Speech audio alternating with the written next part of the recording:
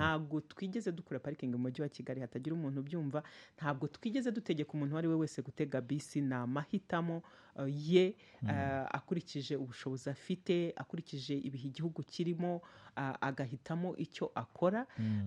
Ahubwo icyo leta yakoze dukwiriye kuba tuyishimira cyane, ni ukuvuga ngo niba ngiye no kubikora atari n'amahitamo, ahubwo nkaba ngiye kubikora kubera ko nta kundi mfite nagira, ya bisi itwara abagenzi ku buryo bwa rusange ndasanga iteguye ikoze neza, kuko leta ifite inshingano nyine yo kudufasha gukora ibyo bintu byose byitwa ngo biri public, ibintu biri rusange, biba ari ibintu by'abantu bose, ni leta igomba kubitunganya bikamera neza. Ibaze noneho muri iri zamuka ry'ibiciro, iyo uba usanze imodoka uri buyiparike byanze bikunze kuko utakibasha kugura esanse, wajya no muri bisi ugasanga iracyamara isaha yose muri gare, iracyapakira nyine nk'amateke bimwe tuvuga twangaga, tugasanga nyine izo serivisi ntabwo zanogejwe. Izi mpungenge nazibamara tugitangira. Abantu ntabwo babihaga ukwezi kumwe cyangwa amezi abiri. Ngira ngo baba ari abanyamakuru, baba ari abagenda mu modoka, kenshi buriya n'abantu bakunda kuvuga ibintu biri negative n'abagenda mu modoka zabo, kuko iyo bisi ntibazigendamo ntabwo bumva inyungu.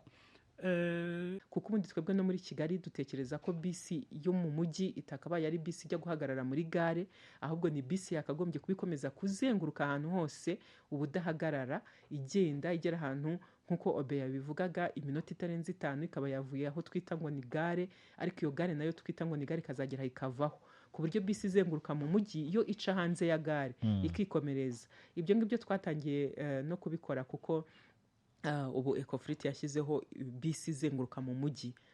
Ntabwo abantu barayimenya cyane, ariko bakwiye kumenya ko iyo bisi hari bisi nimero 400 izenguruka mu mujyi budahagarara, ku buryo niyo igeze downtown itinjira muri gare, inyura hanze ya downtown igakomeza ikazenguruka mu mujyi, ica hariya kuri Meteo, ikazamuka kan Kigali, igakomeza kuri Serena Hotel, igakomeza kuri Mirikorine, kuri Kiste na Mirikorine, ikamanuka la Gardienne mu Kiyovu, ikagera Cercle Sportif, ikagaruka ikinjira mu masangano y'imihanda mu Kanogo, none ikazamuka peage ikagera mu mujyi, ikongera igaca munsi ya downtown igakomeza. Ibyo rero nibyo twifuza mu gihe kiri imbere ko bizaba biri no ku zindi bisi, ku buryo bisi izenguruka mu mujyi n'ibigeze Nyabugogo itaza no gusabwa kwinjira muri gare, ahubwo yakagombye nyine gukomeza ikazenguruka. Ikindi, hari utubisi tw'amashanyarazi ubu ngubu turimo hagiye kujyaho isoko, duteganya kubona bisi hagati ya 30 na 40 tw'amashanyarazi dutwara abantu nka 50. Tuzadufasha kugera ahantu abantu bavuga yuko wenda ziriya bisi nini zitabasha kugera. Murumva ko ibisubizo bizagenda biza, kandi ibi ngibi ni ibintu tuba tuvuga mu mezi 3, 6 bitarenze uno mwaka haraba habaye impinduka zigaragara. Kera abantu bangaga kuva ku murongo imvura yaguye, umuntu akemera akanyagirwa kugira ngo adatakaza umwanya. Noneho ubu ngubu asigaye yumva ko afite umwanya, natabona intebe agenda yicayemo umutuzo, umudendezo atari bujye muri bisi. Ariko icyo twababwira, ntabwo ibintu dukora mu Rwanda ari ibintu biba ari ibintu bishya bitigeze biba ahandi ku isi yose. Ibyo rero bizadufasha kumva ko kuba bisi yahariwe igisate cy'umuhanda ntabwo abandi bantu bari bubura aho banyura, ahubwo barakomeza kuhabona, kuko hari iyindi mihanda ihari bagomba gukoresha, kubera ko bo ntabwo baba bafite itegeko ryo guca ku cyapa runaka.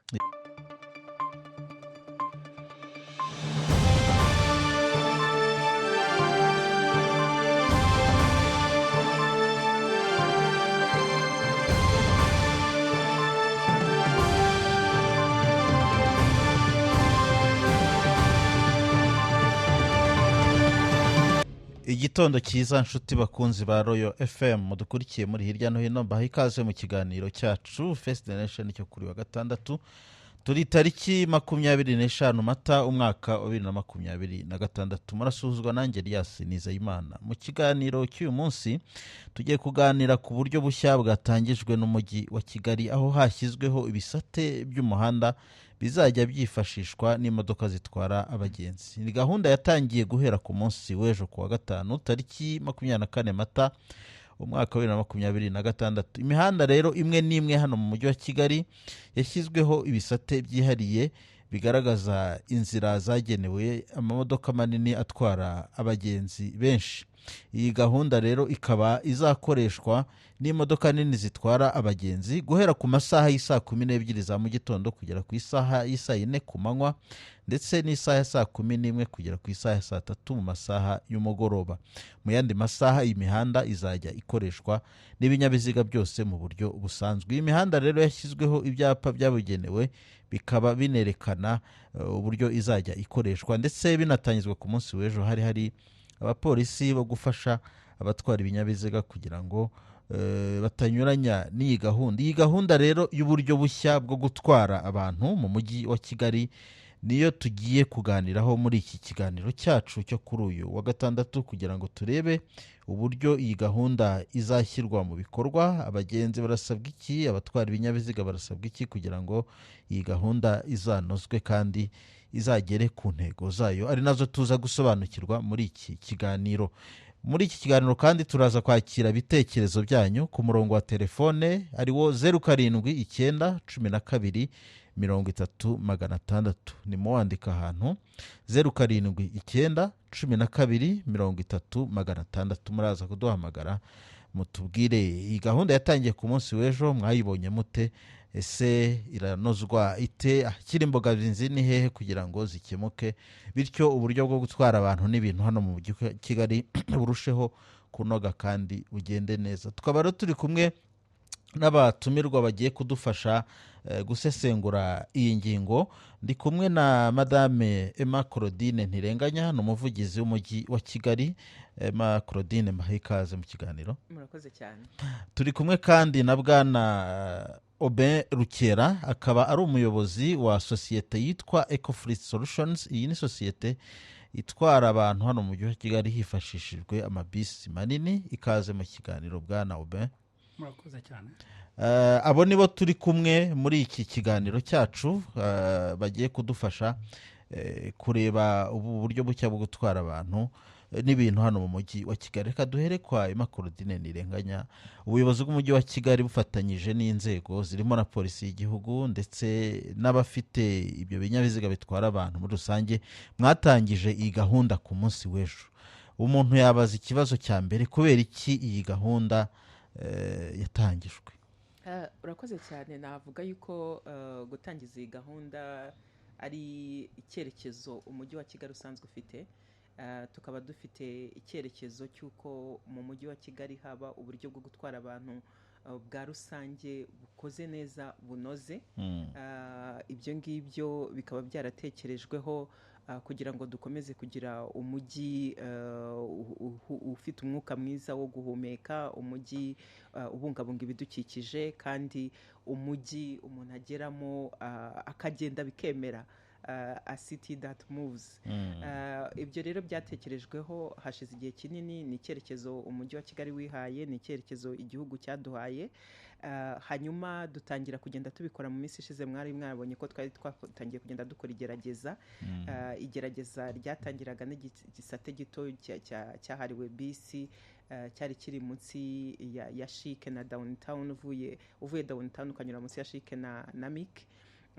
Hanyuma nyuma yaho tuza kongeraho ubwihugiko bisi yajyagamo igihe yabaga igeze ku matara ayobora imodoka ahantu hakeya, harimo peage, harimo no mu bice bya Rwandex. None ubu ngubu hagiyeho iki gice cyose cy'umuhanda, ndetse imihanda yatangiriweho ntabwo ariyo yonyine bizakorerwamo, ahubwo nyine ni kwa kugenda tubyongera intambwe ku ntambwe. Gusa navuga ko muri iyi minsi nanone ibingibi byo guhita dushyiraho igisate cy'umuhanda bikomeje muri iyo gahunda y'icyerekezo igihugu cyihaye, bije noneho bishyirwa mu bikorwa navuga mu buryo bwihuse, kubera ko byahuye n'izamuka ry'ibiciro by'ibikomoka kuri peteroli riri ku rwego mpuzamahanga kubera ziriya ntambara ziri mu burasirazuba bw'isi. Bityo rero kuko esansi irimo guhenda cyane, mazutu irimo iragenda izamuka, bigatuma noneho leta ivuga iti ni gute abantu bari bubashe gukomeza kujya mu mirimo yabo nk'uko bisanzwe kandi bakayijyamo batuje bameze neza. Basanga rero bwa buryo bwari bwaratekerejweho bwatangiye aribwo bushobora kugira ikintu bufasha muri ibi bihe. Bituma uyu muhanda ushyirwaho kugira ngo abantu badashoboye gukomeza kugenda n'imodoka zabo baze kugana bisi, ariko kandi na wa wundi ushoboye kugenda n'imodoka ye ariko ushaka kwihuta aze kugana bisi, kuko byatunganyijwe bisi iri kwihuta cyane urebye kurusha n'imodoka y'umuntu ku giti cye. Noneho na wa wundi utekereza ko akwiriye kuba ashyiraho imbaraga ze mu gufasha leta kubungabunga ububiko bw'ibikomoka kuri peteroli dufite, nawe avuga ati reka ngendane n'abandi, reka njye muri bisi, bityo bwa bubiko dufite bubashe kuba bwamara igihe runaka, kuko tutazi igihe izi ntambara zizarangirira. Navuga ko rero muri make ari ibyo ngibyo byatumye umujyi wa Kigali ukora ibi ngibi, ariko kikaba ari icyerekezo cy'igihe kirekire kandi gihoraho, tuzakomeza kugenda dushyira mu bikorwa buhoro buhoro. Urakoze cyane gusobanura impamvu yo gushyira mu bikorwa iyi gahunda. Uravuga uti umujyi ugendeka. Ejo rero mwarabitangije, gahunda yatangiriye mu iyihe mihanda? Ese itandukaniye he n'iyari yaratangijwe mu minsi yashize? Yego, mu minsi yashize nk'uko nari maze kubivuga, hari hatangiye agace kitwa cyangwa se ibitoya kuri ibi ngibi, ibyo twita Q-jam. Ni ukuvuga ngo ku masangano y'imihanda niho habaga hari aho bisi igomba kunyura yonyine, ariko yamara kurenga amasangano y'imihanda, nubwo yabaga yahawe uburenganzira bwo kugenda mbere y'izindi modoka, yagera imbere igahita yongera igahura n'izindi modoka nyinshi, bigatuma n'ubundi igihe cyagabanyutseho kiba gitoya, ntikigaragare cyane cyangwa se ntikibe na cya kindi twifuza ko nyine bisi igenda yihuta. Ubu ngubu rero byabaye igisate cyose. Nsobanuye imihanda umuntu ahita abyumva vuba. Ni ukuvuga ngo ubu twatangiriye mu mihanda ine. Imihanda twatangiriyemo haracyari hahandi twavugaga kuva downtown ugaca munsi ya Shike na Mike, kuko ubundi bisi zisohotse downtown nyinshi niho zinyura. Noneho hariya nyine habamo igisate cy'umuhanda. Wagera muri ariya masangano y'umuhanda yo hagati mu mujyi, City Main Roundabout, iyo ukomeje peyaje, hari igisate cyagenewe bisi muri ya masaha y'abantu benshi. Urakomeza peyaje ukamanuka mu Kanogo, ukagenda Rwandex, ukambuka Sonatibe, ugakomeza i Remera kugera ku Cyamitsingi, no kugaruka iyo nzira irimo igisate cy'umuhanda. Noneho iyo ugeze mu masangano ya Sonatibe nabwo ugahita ukomeza Kicukiro Centre ukaza kuri gare ya Nyanza, naho hari igisate cyagenewe bisi impande zombi z'umuhanda. Hanyuma ukongera ugaturuka kuri ya masangano yo mu mujyi ukamanuka ku Muhima Yamaha ukajya Nyabugogo, aho naho hari igisate cy'umuhanda cyahariwe bisi impande zombi. Hanyuma imodoka zivuye Nyamirambo nazo zajyaga zigera hariya mu mujyi hagati zigasa n'izihuye n'ibibazo by'imodoka nyinshi. No kuvuga ngo ugeze kuri Hotel Gloria ukamanuka ku isoko rya Nyarugenge, ukanyura hagati muri quartier commercial, ukagera City Plaza, ukamanuka downtown, naho hari igisate cyagenewe bisi. Mu by'ukuri naho ngaho twatangiriye muri ibyo byerekezo bine, niho hari icyo gisate cyagenewe bisi ikoresha kuva saa 12 za mu gitondo kugeza saa 4 z'amanywa, hanyuma ikongera kugiharirwa saa 11 za nimugoroba kugeza saa 3 z'ijoro. Bivuga ngo mu yandi masaha ubundi nubwo byanditsemo, ariko izindi modoka zishobora kuhakoresha nta kibazo. Uravuga uti aho niho twatangiriye, hari gahunda yo gukomereza ahandi. Wumvise iyo mihanda uvuze, n'ubundi ni imihanda yari isanganywe nk'icyo nakwita ubwinyagamburiro. Hari nk'iyo ntumvamo uzamuka nka Kimisagara, n'indi mihanda. Indi mihanda yo bizagiramo bite niba yo nta bwinyagamburiro yari isanganywe? Tuzagenda dutangaza buhoro buhoro aho turi bukomereze. Hari aho usanga hari ibice bibiri gusa, ariko mu by'ukuri nubwo ari bibiri ugasanga ari binini, ku buryo bishobora kuba byabonekaho igisate kimwe cya bisi cy'icyerekezo kimwe, kandi nubwo ari icyerekezo kimwe nabyo bizaba bifite ikintu kinini bivuze. Hanyuma ikindi dutegereje ko kizagaragara nuko umunsi ahangaha hagenewe igisate cya bisi hazaba harimo gukora neza, abantu bo muri ibyo bice bakimukira kugenda na bisi ari benshi.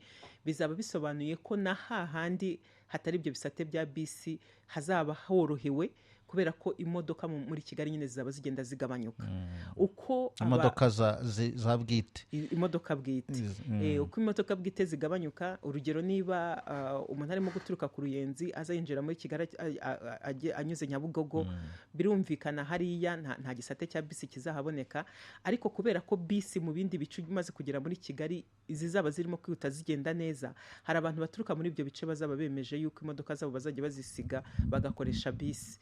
Icyo gihe rero bazisize bagakoresha bisi bisobanura ko n'ahandi nubwo nta gisate cya bisi gihari, ariko kubera ko muri rusange imodoka zisa naho zagabanyutse mu mujyi, bizaba bivuga ngo naho ngaho izo nyungu z'uko bisi ibona hinyura ndetse n'abandi bantu ku giti cyabo bamwe bakigendana imodoka zabo, ugasanga noneho bitangiye kunyeganyega kurusha uko byari bimeze mbere. Urakoze cyane Emma. Kugira ngo ibyo muvuga bizagerweho harimo uruhare nyine rw'abafatanyabikorwa muri transport. Reka tuvugane na Ecofleet Solutions.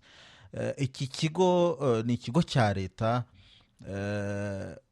nushaka unasubiye mu mpamvu yatumye nacyo gishyirwaho, turebe niba bihura n'umujyo Emma Claudine yavugaga wo koroshya uburyo bwo kugenda mu mujyi wa Kigali ndetse no mu Rwanda hose turaza kuhagera. Murakoze.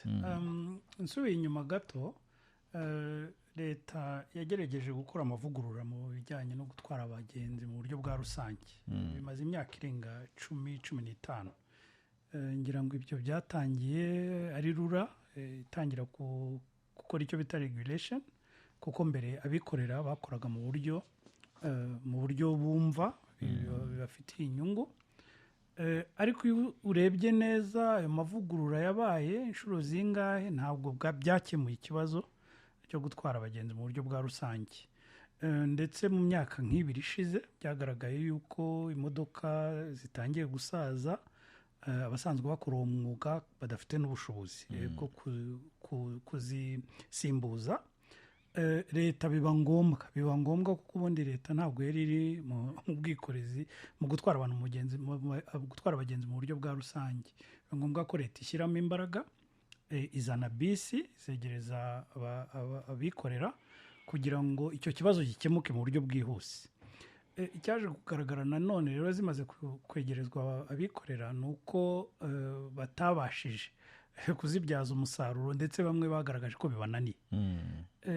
Ubwo rero birumvikana ko leta byabaye ngombwa noneho ko yinjiramo neza, usibye gucunga imodoka no kugena uburyo ubwikorezi bw'abagenzi mu buryo bwa rusange bwagenda. Uko niko Ecofleet yaje kuvuka. Leta ishyiraho ikigo mu mwaka wa 2024 kugira ngo kizafashe mu kunoza gahunda ya transport byagaragara ko yananiwe. Rero mu nshingano dufite birumvikana ko ntabwo dukora duhomba, ariko icyo tugamije ni serivisi nziza ku baturage, ku bagenzi, cyane cyane mu mujyi wa Kigali, kuko ariho byari byagaragaye ko hakiri imbogamizi nyinshi, ariko n'indi mijyi y'u Rwanda tuzagenda tuhagera. Ubu rero twebwe turi mu ngamba, turagenda twongera imbaraga, dutangiye tumaze amezi 5, turabona umusaruro ushimishije. Ibi ngibi rero natwe tubifitemo uruhare rukomeye, kandi biranadufasha iby'umujyi wa Kigali wagennye gukorana n'izindi nzego, polisi na minisiteri y'ibikorwa remezo, kugira ngo tugere ku ntego dusoze inshingano badushinze. Urakoze cyane. Reka tugaruke kwa Emma. Ejo iyi gahunda itangizwa, mwarayikurikiranye, tunyuriremo muri make turebe niba koko bizakunda ko uyu mujyi wa Kigali ugendeka mu buryo bworoshye. Gahunda yatangiye ejo, mwayibonye mute? Mwabonye ari gahunda izashoboka? Mu by'ukuri ku munsi w'ejo twabonye byaragenze neza, tugereranyije n'uko umuntu yabyibazaga bijyanye n'umunsi wa mbere. Icya mbere ubona yuko byageze nimugoroba imodoka n'ubundi zatangiye gusa naho zigabanyuka mu muhanda. Umuntu akibaza se byagenze gute? Ese kuko abantu bitabiriye bisi, wenda sinzi niba Obe afite imibare araza kutubwira, ariko uko twabibonaga muri rusange wabonaga ko rwose bimeze neza. Ikindi nuko twagiye tubona ubutumwa bw'abantu batubwira bati ibi bintu ni byiza. Hari umuntu umwe wari urimo kutubwira ngo ko avuye ngo i Remera ngo akagera Kicukiro centre ngo mu minota 5 ari kuvuga ati ibi bintu ntabwo bishoboka. Kandi ari muri ya masaha nyine y'abantu benshi. Urumva kuba mu masaha y'abantu benshi urimo kwihuta, abandi bakavuga bati noneho kubona bisi yasize moto, abandi bakavuga ngo kubona bisi irimo gusiga izindi modoka, nyine ukabona abantu barabyishimiye, ukabona abantu barimo baravuga ko ari ibintu byiza cyane, bafite impungenge zo kwibaza batese birakomeza kuko birakomeza. Benshi hari abandi bagiye babirebera ku ruhande batagiye muri bisi, ariko ugasanga barimo baravuga bati nk'uko turimo kubibona koko nibikomeza nanjye kuwa mbere nzahita ngana bisi, undi ati nanjye icyumweru gitaha ndayigana, ibintu nk'ibyo. Urumva rero ku munsi wa mbere birumvikana haba hakiri utubazo dutandukanye. Hari n'ibyo twari tutararangiza neza nk'umujyi wa Kigali, aho twari tutarangiza gusiga amarangi, aho tutarangiza gushyira ibyapa, kuko hari ibyapa tugomba gushyiraho bigomba kwerekana ko icyo gisate cya bisi gihari, kugira ngo umuntu anabimenye atarakigeramo. Ariko polisi mwabonye ko yabigizemo uruhare rukomeye cyane, iradufasha, ishyiramo abapolisi bagenda bereka abantu ko icya gisate cya bisi ugiye kukigeramo, bakwereka n'uruhande uri bunyuremo. Nanjye harongezeho hariya kuri Kicukiro centre ahita nyereka aho nyura, mpita nsanga iyo atabinyereka sinari guhita mbibona vuba, kuko nahise mbibona nyine nkigera imbere mara kumurengaho, amaze kunyereka aho nyura mpise mbona nyine handitse bus lane. Wari ukiri muri ya masaha yo gukoresha igisate kitari cya bisi, sayine zari zitaragera. Bisobanura rero ngo mu by'ukuri dufatanyije na polisi, dufatanyije na Ecofleet, Minifra, Rura, inzego zose zari zabigizemo uruhare kugira ngo tuze kureba koko bitangira neza. Kandi iyo bitangiye izo feedback cyangwa se ayo makuru abaturage bagenda baduha, tugenda tuyafata kugira ngo dukomeze natwe kuyakoresha mu gutuma system iba nziza cyane kurusha uko byari bimeze ku munsi wa mbere. Wenda nanaboneraho nkabwira abantu ngo niba warabonyemo impungenge runaka, ntibigutera impungenge, wari umunsi wa mbere, ahubwo kora ku buryo izo mpungenge zawe zidusangiza, kugira ngo turebe niba ziri muri gahunda y'ibyo turimo gukemura n'ubundi natwe twari tuzi, cyangwa se niba twari tutabitekerejeho dutangire tubitekerezeho. Nk'ikintu kimwe abaturage benshi bagarutseho, nakongera nanjye gukomozaho cyane, ni ikintu kijyanye n'isuku. Ikintu kijyanye n'isuku, hari abatubwiraga bati rwose bimeze neza, biraryoshye, ariko mutubabarire mukore ku buryo haba harimo isuku ihagije. Ba Ecofleet barabitwijeje ko izi modoka zigomba kuba zifite isuku ihagije. Hanyuma hari ikampanye tumaze iminsi nyine dukora y'isuku, tukibutsa abantu bose baza gutega bisi, atari abaza gutega bisi gusa, no mu buzima bwose busanzwe bwa buri munsi, nk'uko tumaze iminsi tubivuga ko tugomba kongera gushyira imbaraga ku isuku y'umuntu ku giti cye, kuko burya iyo winjiye muri bisi y'abantu benshi udafite isuku yawe ku giti cyawe, utarimo guhumura neza nk'uko byagakwiriye, hari igihe uhita ubangamira bisi yose, ugasanga ntabwo bibaye byiza. Aho rero ni ahantu buri muntu wese ku giti cye azakomeza gushyira imbaraga, ukibuka ko turimo turashyira imbaraga mu isuku y'umuntu ku giti cye, kuko iya rusange yo tumaze kuyigeraho, tugomba no gukomeza kuyishyiramo ingufu nyinshi, ntituyitatire cyangwa ngo tuyibagirwe, ariko tuyijyaniranye na yindi y'umuntu ku giti cye. Bizaba bifite ikintu bivuze gikomeye cyane no kuri izi bisi. Urakoze. Hanyuma Emma ati ejo byagenze neza, wabonaga koko kugenda ari ibintu bishoboka. Utugereranyirize, mufite imibare y'uko amabisi yakoraga mbere y'uko ubu buryo bushya buza, utwereke n'ejo niba hari impinduka mubona zagaragaye mu bwitabire bwo gukoresha amabisi, mu kubanguka, bya bindi abantu bavuga bati uramara iminota runaka ku cyapa bisi itaraza. Byose mwabonye traffic ejo yari imeze ite mu mabisi yanyu muri rusange? Murakoze. Ikigaragara cyo muri serivisi nicyo twari twihutiye cyane, kuko imibare tuyireba nyuma ku munsi wagenze, kwari kugira ngo ibyo twiyemeje yuko muri iriya mihanda, muri iriya mihora harimo ibisate byahariwe bisi, serivisi yihuta, tukava ku minota 10 twari twaragennye mu gihe cy'abantu baba bajya mu masaha y'akazi, hari umuvundo mwinshi cyangwa se bataha bavuye mu kazi, bikava ku minota 10 ka minota 5. Ubundi nyuma yaho, nyuma ya masaha Claudine yamaze kuvuga, bikaba minota 15, aho mbere byari minota 20. Muri iyo mihora harimo bisi, ibisate bya bisi byihariye. icyo ngicyo cyagenze neza, twaragikurikiranye, twari dufite abakozi batandukanye, abafatanyabikorwa, umujyi wa Kigali, polisi, Minefra, natwe twarabikurikiranye kugira ngo ibintu bigende neza, kandi twabibonye ko byagenze neza. Utuntu twari dusigayemo duke turagenda tutunoza. Umunsi wa mbere birumvikana ibintu byose ntabwo bigenda neza uko mwabiteganyije, ariko ikijyanye n'amasaha, kubahiriza iyo gahunda byarakozwe. Ikindi nagarukaho Emma Claudine yaravuze ni ikijyanye n'isuku, kuko ibyo tugenda tubyumva cyane. Twe twatangiye no kubishyira mu bikorwa, dushyiramo aho abantu za pubera, aho abantu bashobora gushyira imyanda. Dufite abakozi bagenda bakorera isuku izo modoka. Tugiye no gushyiramo utuntu dutuma bisi zidahumura nabi, kuko byagaragaye ko hari abantu binubira uburyo bisi hashobora kuba hadahumeka neza. Ibyo byose turimo turagenda tubishyiramo imbaraga ku buryo mu cyumweru gitaha twizeza abantu ko bizaba byashyizwe ku murongo. Ku kijyanye n'imibare rero, ku munsi wa mbere ikigaragara buriya ku wa gatanu ntabwo ariho haba abagenzi benshi. Imibare ijya gusa n'iyari isanzwe, usanga harengaho ibihumbi 2,000. Ntabwo ari ibintu bifatika kano kanya twagenderaho, bizasaba ko tubireba mu gihe cy'icyumweru cyangwa se ukwezi, kugira ngo tumenye neza impact icyo iyi gahunda yatugejejeho. Tuzakomeza kubikurikirana, ariko turizera ko abantu bazagenda babibona, ubwabyo bizivugira kubona bisi igenda ikanyura ku zindi ziri mu muvundo muri jam, zigasiga na moto, ko abantu bategaga moto bumva ko moto yihuta.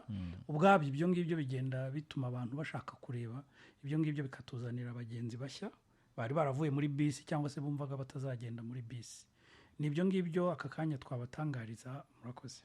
Hanyuma hari ibibazo byari bihari ko muri kampani zitwara abantu byaterwaga nuko ibi bisate bitari bihari byihariye. Mwebwe muvuga muti twasubijwe, dusubize inyuma, twereke imbogamizi mwari mufite. Ibi bisate bitaraza zari zimeze zite, noneho ubu aho byaziye akazi kanyu koroshye mu buhe buryo? Akazi kacu koroshye cyane, kuko guhabwa inshingano zo kunoza serivisi birumvikana. Ni ukuvuga ngo imodoka zikeye, ariko imodoka zihuta, kandi ukabyizeza abanyarwanda yuko imodoka zihuta. Biragoye rero kwizeza abanyarwanda no kubibereka mu bikorwa ko imodoka zihuse mu gihe zigenda zibyigana na moto n'izindi modoka z'abaturage bwite. Kuduha igisate cyihariye nk'uko n'ahandi mu bihugu biteye imbere bigenda, kugira ngo dutware abagenzi benshi icyarimwe, ni igisubizo kuri twebwe. Byari byaratinze, ariko biziye igihe. Turabyishimira cyane kuko bizatuma za nshingano tuzigeraho. Kuri twebwe rero ni igisubizo kirambye. Ati kuri twebwe ni igisubizo kirambye. Hanyuma kadusubire kwa Emma Claudine, uyu mujyi wa Kigali imiterere yawo navuga ko nayo ubwayo ibangamiye ishyirwa mu bikorwa ry'ubu buryo Kigali iteye, uburyo imihanda yubakitse, aho abantu batuye, aho bakenera serivisi. Usanga kenshi dukenera serivisi ahantu hamwe. Ubu ni mu mujyi wa Kigali, hari ayandi masantere agenda akura akenerwamo serivisi za Nyabugogo, ibi bice bya za Remera. Ugasanga nyine turasabwa guhurira ahantu hamwe turi benshi. Iyi miterere y'umujyi wa Kigali n'ishyirwa mu bikorwa rya gahunda mwavuze mwifuza nk'umujyi wa Kigali, gahunda yitwa umujyi ugendeka, mubihuza muti? Turabihuza kubera ko ntabwo ari umujyi wa Kigali gusa, nubwo bwose wenda twavuga ko umujyi wacu ukiri mutoya, ariko ubona yuko ugenda waguka buhoro buhoro. Ikindi usanga buri mujyi yose nyine ibifite ahantu runaka hakunda guhurira abantu benshi, kubera ibintu bihaboneka, niba ari aho barangurira, niba ari aho bashaka izindi serivisi, niba ari, usanga buri gihe byanze bikunze aho hantu hatabura. Gusa icyo twaje kugenda tubona, dukurikije n'ingendo shuri twagiye dukora, bagiye badusura, ubushakashatsi bwagiye bukorwa, nuko twaje gusanga akenshi dutekereza ngo dufite imihanda mito, tugatekereza ngo imihanda ni mitoya ntabwo biza gukunda, ariko twaje gusanga bikunda. Ndetse n'abafite imihanda minini, kumwe tuyibona ari minini cyane, nibo baduhaye ubuhamya batubwira bati tugenda twagura imihanda kugira ngo turebe yuko twagabanya umuvundo w'ibinyabiziga, ariko birangira kwagura imihanda atari cyo gisubizo, kuko n'ubundi uko ugenda wagura imihanda kurushaho n'ibinyabiziga byiyongera, hari ukuntu bigeraho ugasanga birimo biraniyongera kurusha speed cyangwa se uwo muvuduko imihanda yiyongeramo. Nibyo byatumye rero twebwe mu mujyi wa Kigali dutekereza ngo ibyo bisubizo abantu bageze aho bagashaka, kubera ko basanze gukomeza kwagura imihanda atari cyo kiri kuba igisubizo, reka twebwe dutangire kubikora nonaha, byose bigende bijyana. Kandi koko ubona yuko bizakunda, nkuko Obeya bivugaga, biragoye ko ubu nonaha duhita tuvuga tuti byakunze, biranagaragarira ijisho.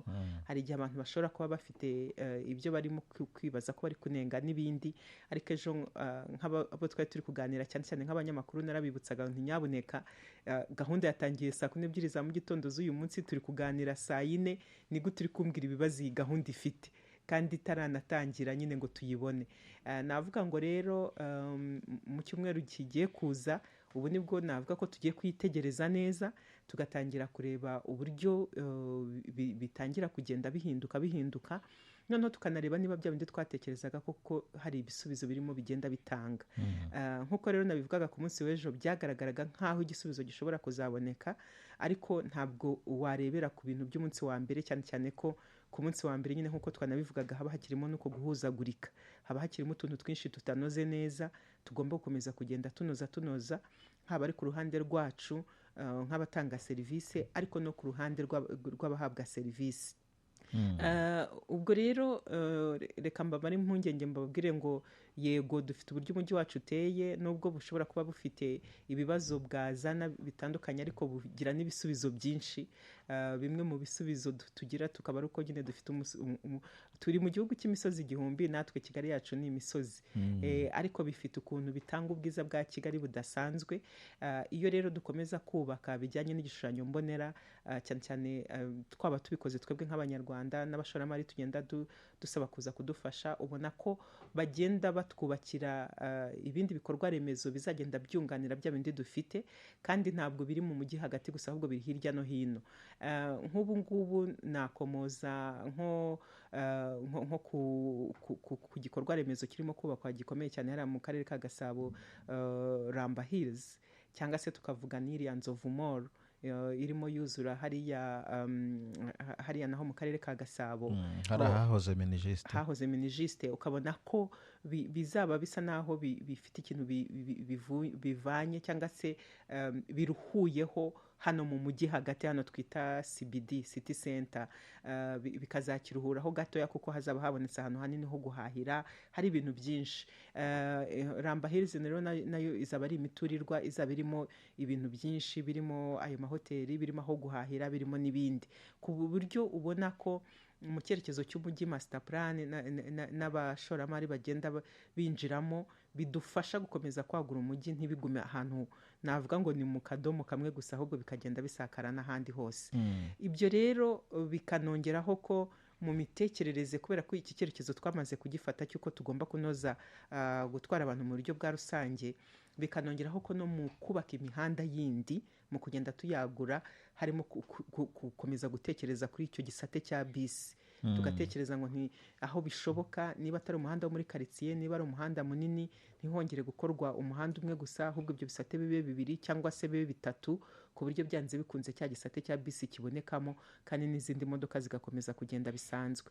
Icyizere rero dufite gikomeye ni icyo cyo kuvuga ngo bisi ikore neza, itambuke buri kanya, kuko ubundi twebwe no muri Kigali dutekereza ko bisi yo mu mujyi itakabaye ari bisi ijya guhagarara muri gare, ahubwo ni bisi yakagombye kubikomeza kuzenguruka ahantu hose ubudahagarara, igera ahantu nkuko Obeya bivugaga, iminota itarenze 5 ikaba yavuye aho twita ngo ni gare, ariko iyo gare nayo twita ngo ni gare ikazagera ikavaho, ku buryo bisi izenguruka mu mujyi yo ica hanze ya gare ikikomereza. Ibyo ngibyo twatangiye no kubikora, kuko ubu Ecofrit yashyizeho bisi izenguruka mu mujyi, ntabwo abantu barayimenya cyane ariko bakwiye kumenya ko iyo bisi hari bisi nimero 400 izenguruka mu mujyi ubudahagarara ku buryo niyo igeze downtown itinjira muri gare inyura hanze ya downtown igakomeza ikazenguruka mu mujyi ica hariya kuri Meteo ikazamuka kan Kigali ikakomeza kuri Serena Hotel igakomeza kuri Mirikorine kuri Kiste na Mirikorine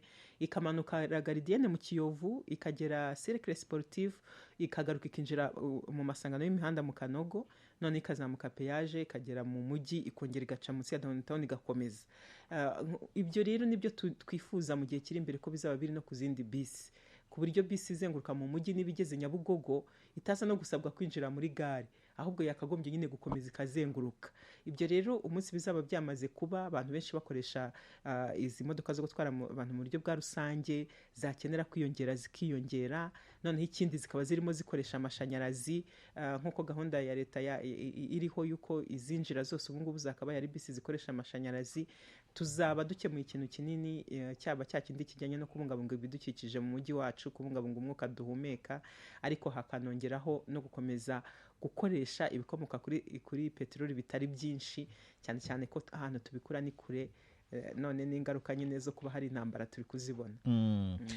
Murakoze cyane gusobanura ibyo niyo bisi turaza kureba iyo ngiyo idahagarara n'izindi kuko byanze bikunze ziranywa zirakoresha ibikomoka kuri mazutu n'izikoresha amashanyarazi nazo barazicaginga hari ikiguzi turaza kureba abagenzi iyo babuze izo bisi zizajya zikomeza zizenguruke se ntibizaba bya bindi zigahagarara kuko mu bitekerezo byinshi ndimo ndeba hano twakiriye barahuriza ku burambe bw'iyi gahunda baravuga bati ikibi nuko ikiza murabitangije ariko ikibi biraramba kubera ko nko twabivuze ubu ntabwo ari uburyo bwa mbere bwari bugeragejwe ubu ni ubundi buryo buri kuza bwunganira ubwari busanzwe muri Ecofleet mwebwe mufite n'amabisi atumiye gahunda ishoboka icyizere cy'abadukurikiye cy'uko ibi bintu biramba ahubwo bikagera naho bitarajya kuko hari n'abatubaje bati twebwe iwacu muzahagera ryari.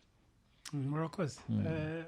Izi mpungenge nazibamara njya tugitangira abantu ntabwo babihaga ukwezi kumwe cyangwa amezi abiri ngira ngo baba ari abanyamakuru baba ari abagenda mu modoka kenshi buriya n'abantu bakunda kuvuga ibintu biri negative n'abagenda mu modoka zabo kuko iyo bisi ntibazigendamo ntabwo bumva inyungu. Abantu benshi bari bameze nk'aho bumva ko bidashobora kuramba ariko ubu ni ukwezi kwa gatanu. Nimba rero tunashyizeho n'izindi ngamba zo gukomeza kunoza ino serivisi nuko twabonye ko bishoboka mu gihe cy'amezi 5 umuntu amaze kubona uko bihagaze ku bushobozi bw'ikigo kandi tugifite imbogamizi kuko imodoka dufite ubu ngubu ni hafi n'icya kabiri zo dutunze mu mutungo wacu bwite izindi turazikodesha bivuze ngo bidutwara amafaranga. Ikindi izi modoka inyinshi 90% zinywa mazutu birahenze. Icyizere rero dufite nuko ngira ngo mwabonye gahunda za leta uruganda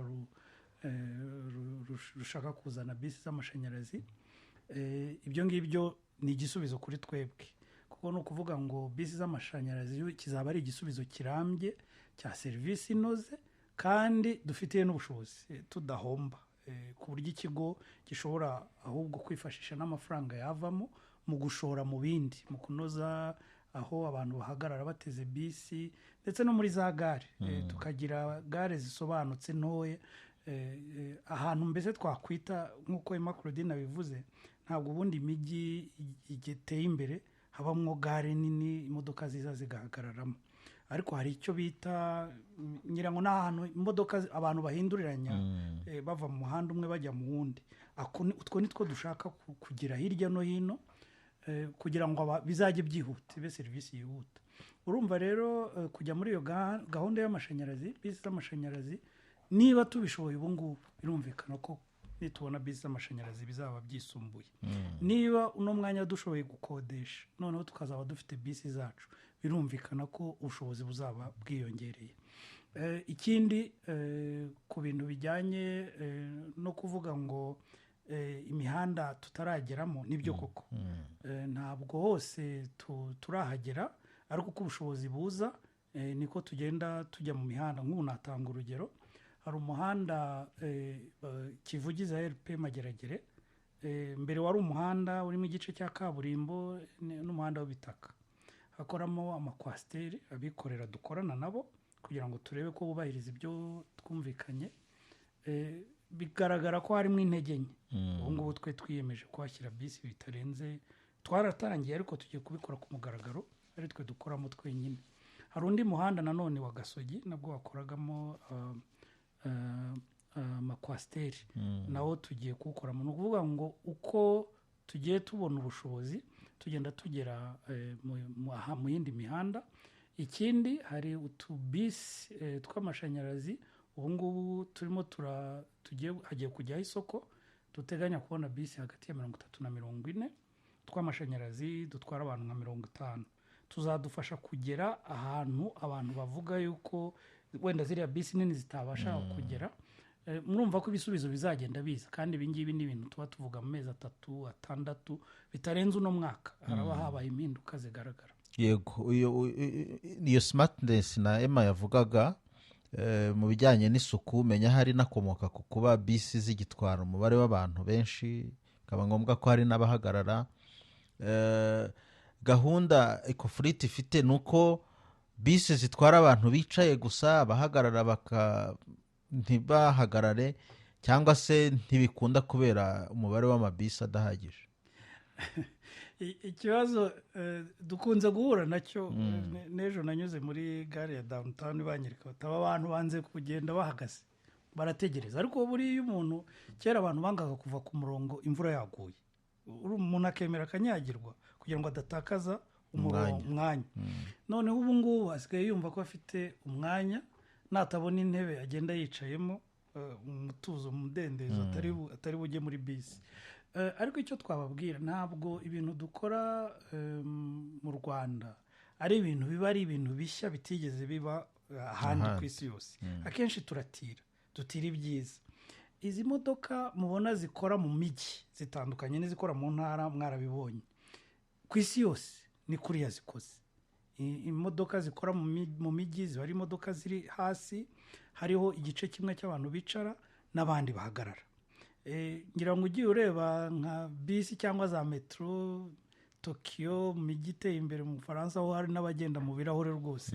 wenda hari n'iyasuku nituyinoza ntibizateza ikibazo, ariko gahunda ntabwo ari ukuvuga ko umuntu agomba kugenda yicaye nk'uri muri taxi voiture. hagomba kugira abicara n'abahagarara, kandi imodoka yihuta nta kibazo kiba kirimo, kuko umuntu aba agiye gukora urugendo rw'iminota 10-15 ntacyo rwose byaba byangije. gusa ubu ngubu ziriya modoka nini tuvuga ngo zitwara abantu 70, icyo dushobora kuzareba, dushobora kuvuga tuti wenda babe 65, abicara babe 35, abandi 30 bahagarare. wenda dushobora no kuzagera igihe tuvuga ngo 60, ariko kuvuga ko abantu bazagenda bicaye mu ntebe zo kwicarwamo gusa byaba ari umwihariko w'u Rwanda, nta handi biba. kandi muri transit mu buryo bwihuse hatarimo za gare, ubundi ntibyakagombye kuba biteza ikibazo. ariko si ubwo uburyo mu bisobanura byanze bikunze, nubwo ari ikigo cya leta ariko nacyo ntabwo kigomba gukora gihomba. kudakora ikigo gihomba no kwihutisha serivisi, ubwo ntihazazamo akantu nyine ko kunyuranya, kubera ko bisi igomba kuva muri gare, reka nkoresha iryo jambo, ipakiye abantu yuzuye. niba tuzura ntabwo iri bugende. nyine kwa kwihuta dukeneye bisi itware 15 bari hafi, abandi bakure mu nzira. ariko niba bisi igomba gutwara 70-80 kugira ngo ibone guhaguruka, kandi biranumvikana kuko nyine iranywa iyo mazutu, kwa kwihutisha kugenda mu mujyi, ubwo ntibitsaho nyine bihita bigoranira. twe ntabwo bitugoye cyane. byari bigoye wenda bikorera, kuko umuntu avuga ati uno munsi ngomba gutahana ano mafaranga ari naho Verso. kuko niko bamenyereye muri tagisi za kera ugomba kuverisa ayangaya. Twebwe rero ntabwo target ari ugomba kuverisa ayangaya. Icyo tugomba kubahiriza ni dutange serivisi nziza inoze. Hanyuma ikindi tugenda ducunga icyo twebwe dushyiramo imbaraga gitandukanye n'icyo abambere bakoraga, nuko tureba umunsi ku wundi amafaranga yinjiye n'amafaranga turimo turasohora kugira ngo iyo serivisi inozwe, tukagenda tubigereranya tubicunga ku buryo bitabusanya cyane ngo tutazahava tudohoka tugatanga serivisi itanoze. Kandi ibyo nyine tubifashwamo na leta kuba yarabigiyemo. Ni ukuvuga yuko hari imbaraga zijyamo, hari imbaraga muri bisi mu gufata bisi bitwara amafaranga, gushinga ikigo abakozi bitwara amafaranga. Ariko noneho mu gihe tuzaba dufite bisi y'amashanyarazi gusa bizaba akarusho, usibye ibyo Macrodine yavuze byo kugira kudahumanya ikirere, ariko no mu bintu by'ubukungu bw'ikigo bizadufasha cyane, kuko buriya bisi y'amashanyarazi ishobora gukoresha amafaranga ari munsi 50 kuri 70% y'ibya bisi ya mazutu. Birumvikana rero ko icyo gihe ikigo kigira ubuhumekero, kigira ubushobozi, kitarinze kujya gusaba leta kwihora ishyiramo amafaranga. So kuba twatwara abantu 3-5 kubera ko dufite ibyo twiyemeje kugeza ubu tubona nta mpungenge, kuko hari igihe tuba twatwaye benshi mbese bikunganirana. Amahirwe dufite nyine nuko dufite umujyi wa Kigali wose tuba tuwurebera, ni network. Ni ukuvuga ngo si bisi linye imwe ishobora kuba yunguka cyane ikunganira itunguka cyane ku buryo ya serivisi idahungabana. Hari gahunda mu cyerekezo kirambye yuko bisi zose zajya muri Ecofleet kugira ngo binoroshye ibyo ngibyo uri kuvuga? Yego, niyo ntego. Icyambere buri ikintu gikomeye buriya ni bisi irahenda. Kuba leta yari yariyemeje gushaka bisi 2023 zikagera hano 2024, nuko abikorera bari bananiwe, batari bafite ubwo bushobozi, ariko leta ifite ubwo bushobozi. Ni ukuvuga rero ngo twabonye ko ari ikintu nakwita core, nicyo kintu cyifatiza kuba ufite bisi. Bisi rero zigomba kuba iza leta, Ecofleet ikazimanaginga. Noneho abikorera tugakorana mu bundi buryo nk'uko dukorana ubu ngubu. Nibo baduha service zitandukanye, ntabwo ari ugutwara abantu gusa. Buriya iyo hageze gukoresha imodoka, iyo hageze ibindi bikoresho dusaba, n'uwo muriro tuzaba ducaginga ubu ngubu dukoresha mazutu ntabwo ari ibyacu. So dukorana na private sector niko nabyita, ariko imodoka zigomba kuba iza leta. Urakoze cyane. Nibutse abadukurikiye ko tukiri kuganira ku buryo bushya bwo gutwara abantu n'ibintu hano mu mujyi wa Kigali, uburyo bwatangijwe ku munsi w'ejo, aho hari ibisate byihariye byagenewe kuzajya bikoreshwa n'imodoka n'indi zitwara abagenzi muri rusange. Nababwira ko mu kanya dutangira no kwakira ibitekerezo byanyu ku murongo wa telefone. Reka nkubibutse ni 079 12 30 079 12 30. Mu gihe tutarakira telefone, Emma, umujyi wa Kigali urashaka ko abawutuye abawugenda boroherwa no kuwugendamo kandi mu bice bitandukanye. Ariko tuganira na Aubin wumvise ni ikigo cya leta kitaje gukora ishoramari ryunguka, ahubwo cyaje gutuma iyo gahunda igerwaho. Ariko harimo n'abandi bafatanyabikorwa b'abashoramari bo bashaka inyungu. Mu nama mukorana mu bihuza mute kugira ngo kwa kwihutisha kugenda mu mujyi wa Kigali bikunde, ariko n'abashaka akanyungu nako bakabona? Murakoze. Ubundi ibyo ngibyo ni rura niyo igenda bidufashamo cyane kugira ngo turebe ngo abantu barakora kandi bose baraza gukora, bakore neza nk'uko bikwiriye, bakahabwa amabwiriza baba bagomba kugenderaho. buriya ikintu gikomeye cyane iyo tugeze mu rwego rwa transport, tukareba abandi bashoramari barimo, cyane cyane ubwo duhita dutekereza nk'abantu batwara abantu mu buryo buri private, niba tuvuze taxi voiture, niba tuvuze ya moto, niba tuvuze n'abandi.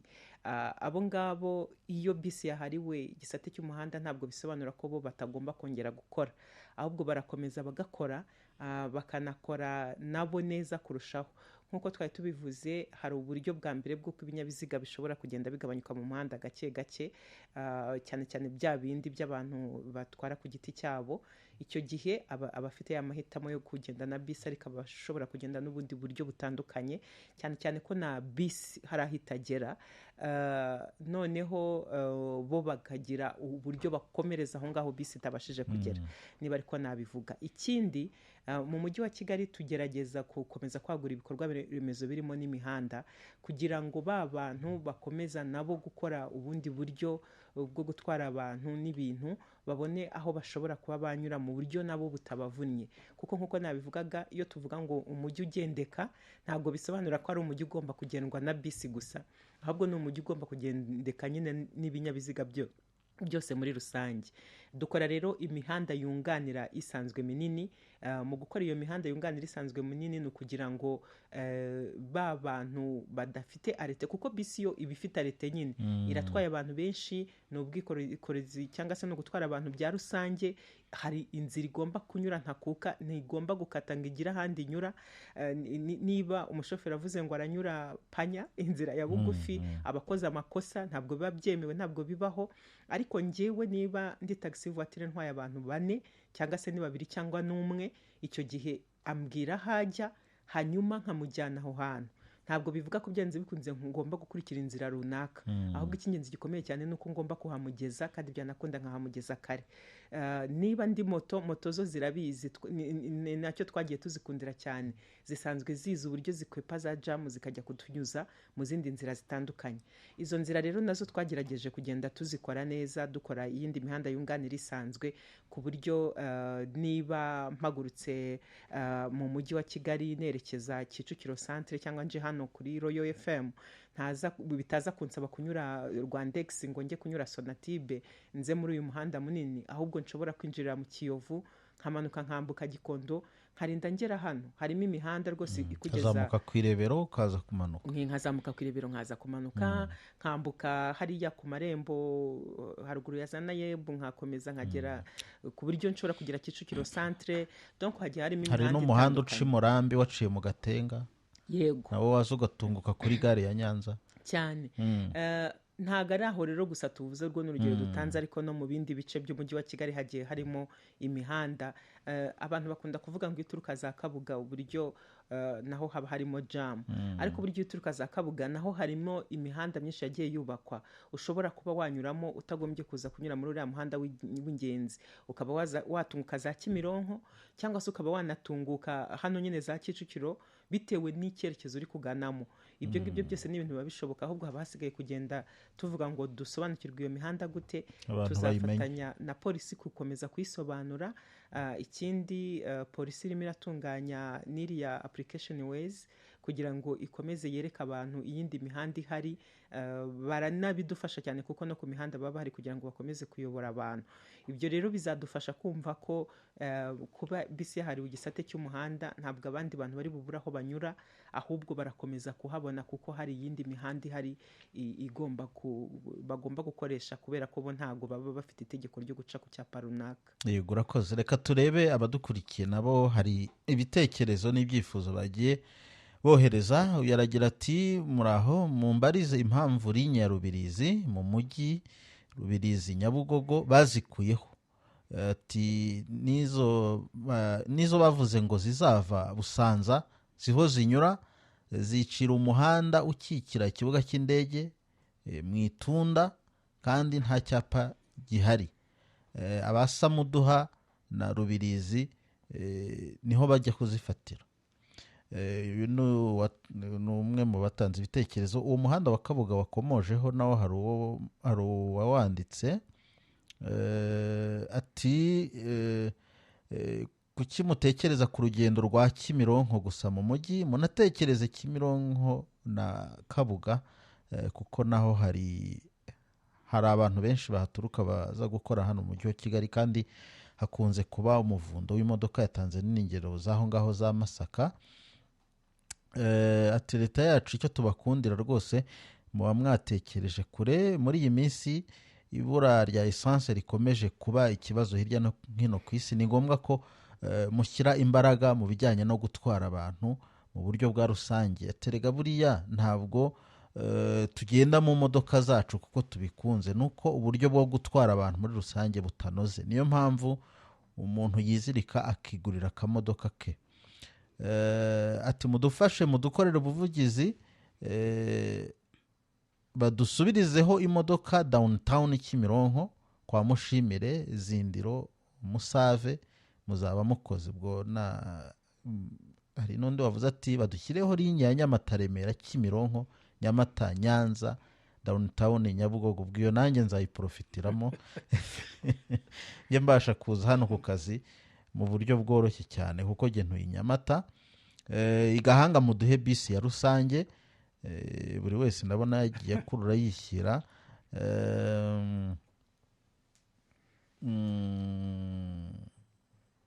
Hari ibigenda bisa nka bitambuka, ariko no ku murongo wa telefone yabahamagara turabakira. Ati ibi mubitekerezeho rero, izi mpinduka zo ntabwo ari ikibazo.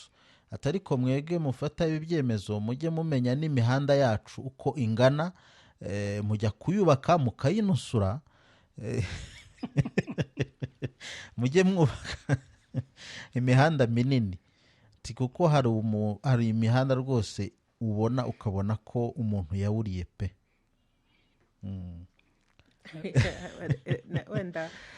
Mwubake, ariko mwubake imihanda namwe minini.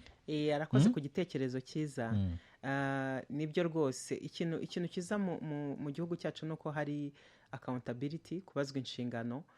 Byanze bikunze niyo waba hari icyo wanusuye, ubwo nyine wakinusuye yaba yarakibajijwe. Gusa hari n'igihe ukeka ko cyanusuwe kandi wenda kitarananusuwe. Ntabwo twakwirengagiza buriya ubushobozi igihugu cyacu kiba gifite.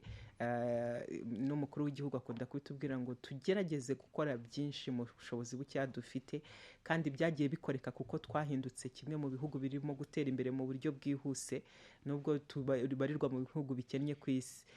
Hari igihe rero ubushobozi buba budahagije cyane, ariko tugashaka ikintu bwakabaye bukoreshwa gishobora kuba gifasha abanyarwanda muri icyo gihe. Ariko rwose nk'uko abivuga, tugomba kugerageza natwe gupanga neza, kuko hari n'igihe uba usanga byanabaye no gupanga nabi, atari cya kindi navugaga cy'ingengo y'imari, ahubwo ugasanga n'uwabitekereje n'uwabipanze hari ibyo yibagiwe, hari ibyo atatekerejeho yapanze nabi. Arakoze rero kuduhitura, rwose tugomba kuzajya tubitekerezaho tukareba mu bushobozi buhari ikizima gikwiriye kuba gikora. Hari ibyinshi byibanze ku marinye, ngira ngo ni wowe bireba, kuko baravuga bati hari amarinye twahoranye ubu ntayo dufite, hari natwe amashya mukwiye kudutekerezaho. Unabijyanire hamwe nyine mu kwagura ibyerekezo imodoka zanyu zigeramo.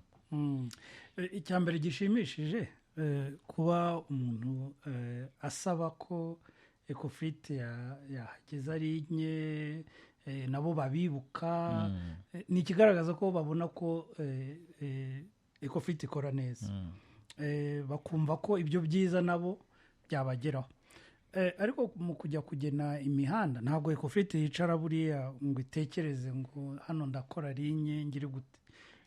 Tuganira n'umujyi wa Kigali cyane cyane, tukanafatanya na RURA. Kubera iki dukorana n'umujyi wa Kigali? Umujyi wa Kigali niwe uzi ahatuwe abantu, niwe uzi ibikorwa bigiye kubakwa, ufite plan na budget y'umujyi. Atubwira ati hari ahantu tugiye kubaka umudugudu, cyangwa hano twahashyize umuhanda, hano hatuye abantu benshi, mwibuke munanyure hariya, ibintu nk'ibyo ngibyo.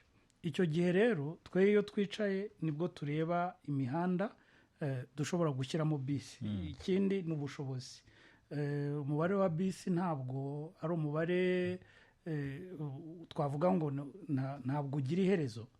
Dufite umubare wa bisi runaka, nanone ntabwo wafata bisi zose n'amakwasiteri n'uduhiyasi wenda dusa nabi ngo uvuge ngo tujyanye muri iyi gahunda kuko nabyo babikunenga.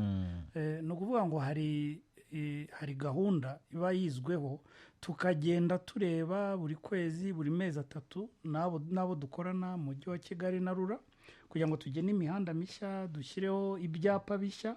Nk'iyo mihanda nagiye mbabwira tugiye kujyamo nuko tugiye kubyagura.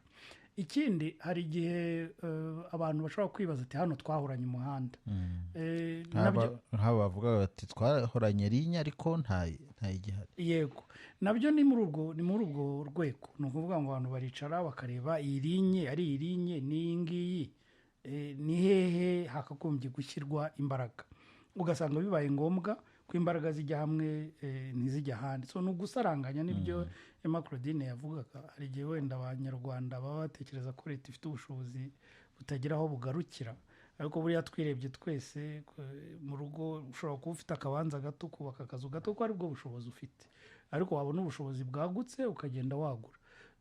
Hari n'abandi bifuza linye ibavana mu rugo ikamugeza mu mujyi ko wagiye mu mujyi, ati mvuye mu rugo ngomba kugera Nyabugogo. Ariko mu buryo bwo gutwara abagenzi mu buryo bwa rusange, uburyo nako bugezweho, iyo modoka yihuta uzi ko utari bumare iminota irenze 5 kuba waza ukava dufate nka Busanza cyangwa ukava i Kanombe ukaba waviramo i Remera ukaba wakonekitinga n'indi giye Kimironko cyangwa ahandi, nta kibazo byakagombye kuba biteye iyi modoka zihuta badategereza ngo yuzure. Iyo niyo myumvire rero dushaka ko abantu bumva ko icyo bita gukonekitinga, gufata za transferi z'imodoka iyo byoroshye. ngira ngo nkunganiye no kuri icyo ni nayo mpamvu mwagiye mushyiraho utwapa kuri buri arete twerekana bisi hanyura. Buriya nitumara kubifata neza tukamenya ngo ngewe bisi ntega ijya ahangaha ni 400, iyo ntega ijya hano ni 225. Iyo ugeze kuri arete ya bisi ushobora guhita uvamo kuko iyo bisi yawe yakomezaga ahandi hantu. Tuvuge niba ugeze Sonatube ushobora guhita uvamo wari wazanye uvuye Nyabugogo, wari wazanye na bisi Giremera, ugahita uvamo hariya Sonatube ugahita uhategera noneho igiye kukujyana Kicukiro centre, kubera ko wasanze nyine kuri cya cyapa hari ya bisi iri bugukomezanye ikakugeza aho ugomba kujya. Izo transferi rero ntabwo zikorerwa muri gare gusa, ahubwo ugomba kuzikorera no ku cyapa icyo ari cyo cyose. Ushobora kugera ahantu bisi ugahita uvuga uti ngewe iyi ngiyi irangeza aha, reka mpite mfata iyindi nayo igiye kunyura ahangaha mpite nyitegereza. Nibyo rwose. Ngiye kongeraho ikintu navuze ni ikintu cy'ingenzi ntabwo dukunze kukibwira. Ejo ndi mu mihanda ndeba no ku byapa wabonaga umuntu aza kubaza ngo iyi bisi igiye he, kandi ni umuntu ufite ikarita bigaragara ko asanzwe atega, ariko ntazi ngo asome iyi bisi ngo amenye umubare wa bisi ye ngo anamenye n'ahijya. So ibyo nibyo tugomba gukangurira abantu, kandi tukanabakangurira no gukoresha ikoranabuhanga. Mu minsi iri imbere ikoranabuhanga turimo turategura ni ukugira ngo umuntu azajya ashyiramo umubare wa bisi, ndi hano nihe nafatira indi injyana hano. Ibyo rero ntabwo uzajya kubaza abantu kuko ibimenyereye, abaza shoferi, abaza babandi asanze ati bisi irajya, ariko twakagombye kubimenya. Aya makuru rero turagenda tuyatanga kugira ngo abantu babimenyere. Ngira ngo murabona ko na nimero z'imihanda mu makariti abantu byarabagoye kubimenyera. Umuntu usanga atuye amaze imyaka 5 atazi igipangu. So iryo koranabuhanga barikoreshe. N'ikindi Emma Claudine yavuze nanone twakangurira abantu gukoresha ikoranabuhanga nk'iryo rya Waze ryerekana indi mihanda umuntu yakoresha. Uko abantu bayikoresha ari benshi niko amakuru abantu bagenda bayahanahana, noneho bakamenya mbere y'uko bakora urugendo nimba umuhanda ufunze bakoresha undi, cyangwa se hari umuvundo muri uwo muhanda bagakoresha undi. So no kwitabira kumenya linye, gukoresha ikoranabuhanga. Yego, hari ababajije ibibazo ariko ukabitekereza ukabona ko aho hantu koko naho hashyizwe ubu buryo bwanozwa. Nk'ubivuga ngo Rubirizi mu mujyi cyangwa se Nyabugogo Rubirizi, ya marinye, hari amarinye atuyemo abantu benshi, haba na jamu. Ngewe kari agace ka Rubirizi nagakoreyemo nk'umwaka, ariko narinze mpava kubona imodoka ari ikibazo, hakoresha moto. Urumva ku ruhande rumwe narahombaga. Hari abaturuka biriya bice bya Kabuga, harimo n'abavuye Rwamagana baje gukorera mu mujyi wa Kigali. Aho hantu naho usanga nyine hari jamu nyinshi cyane. Iriya mihanda nubwo isanzwe ari mito ubwayo, nta buryo muri gutekereza mwashyiramo nyine amabisi kugira ngo bwa buryo bwo kugenda muri iriya mihanda bworohera abantu baza mu kazi? kuko nkeka ko abenshi bakoresha izabo buriya babonye linye yoroshye baziparika. nibyo turabitekereza turanabikora, kuko buriya hari navuga nk'abantu bava mu mujyi cyangwa Nyabugogo bagana Kabuga n'abagaruka ariko banyura i Remera. Hari linye twakuye nka linye yavaga Remera ijya mu mujyi, wafata n'ubundi imodoka ivuye i Kabuga ikakugeza mu mujyi, cyangwa uje ugana i Remera uvuye mu Nyabugogo n'ubundi wafata igiye Kabuga. ni ibyo ngibyo dushaka ko abantu bamenyera. Noneho iyo ugeze i Remera za Sabansi n'ahandi ushobora gutega nanone igiye za Busanza ugakonekitinga.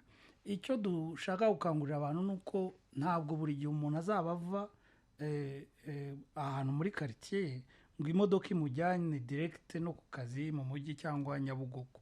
Ashobora kuviramo nk'ari i Remera akakonekitinga n'indi, ariko tugenda tubitekereza mu buryo, urumva nyine twavuze ko ari ugusaranganya, tugerageza gutanga serivisi ahantu henshi ku bantu benshi ariko bitabangamiye nanone serivisi duha abandi baturutse mu bindi bice, ariko tuba tubitekereza. Nimero ya telefone mwatubonaho ni 07 12 30 kugira ngo namwe mutange ibitekerezo. Hari abahoze bahamagara ntumbaza aho bagiye.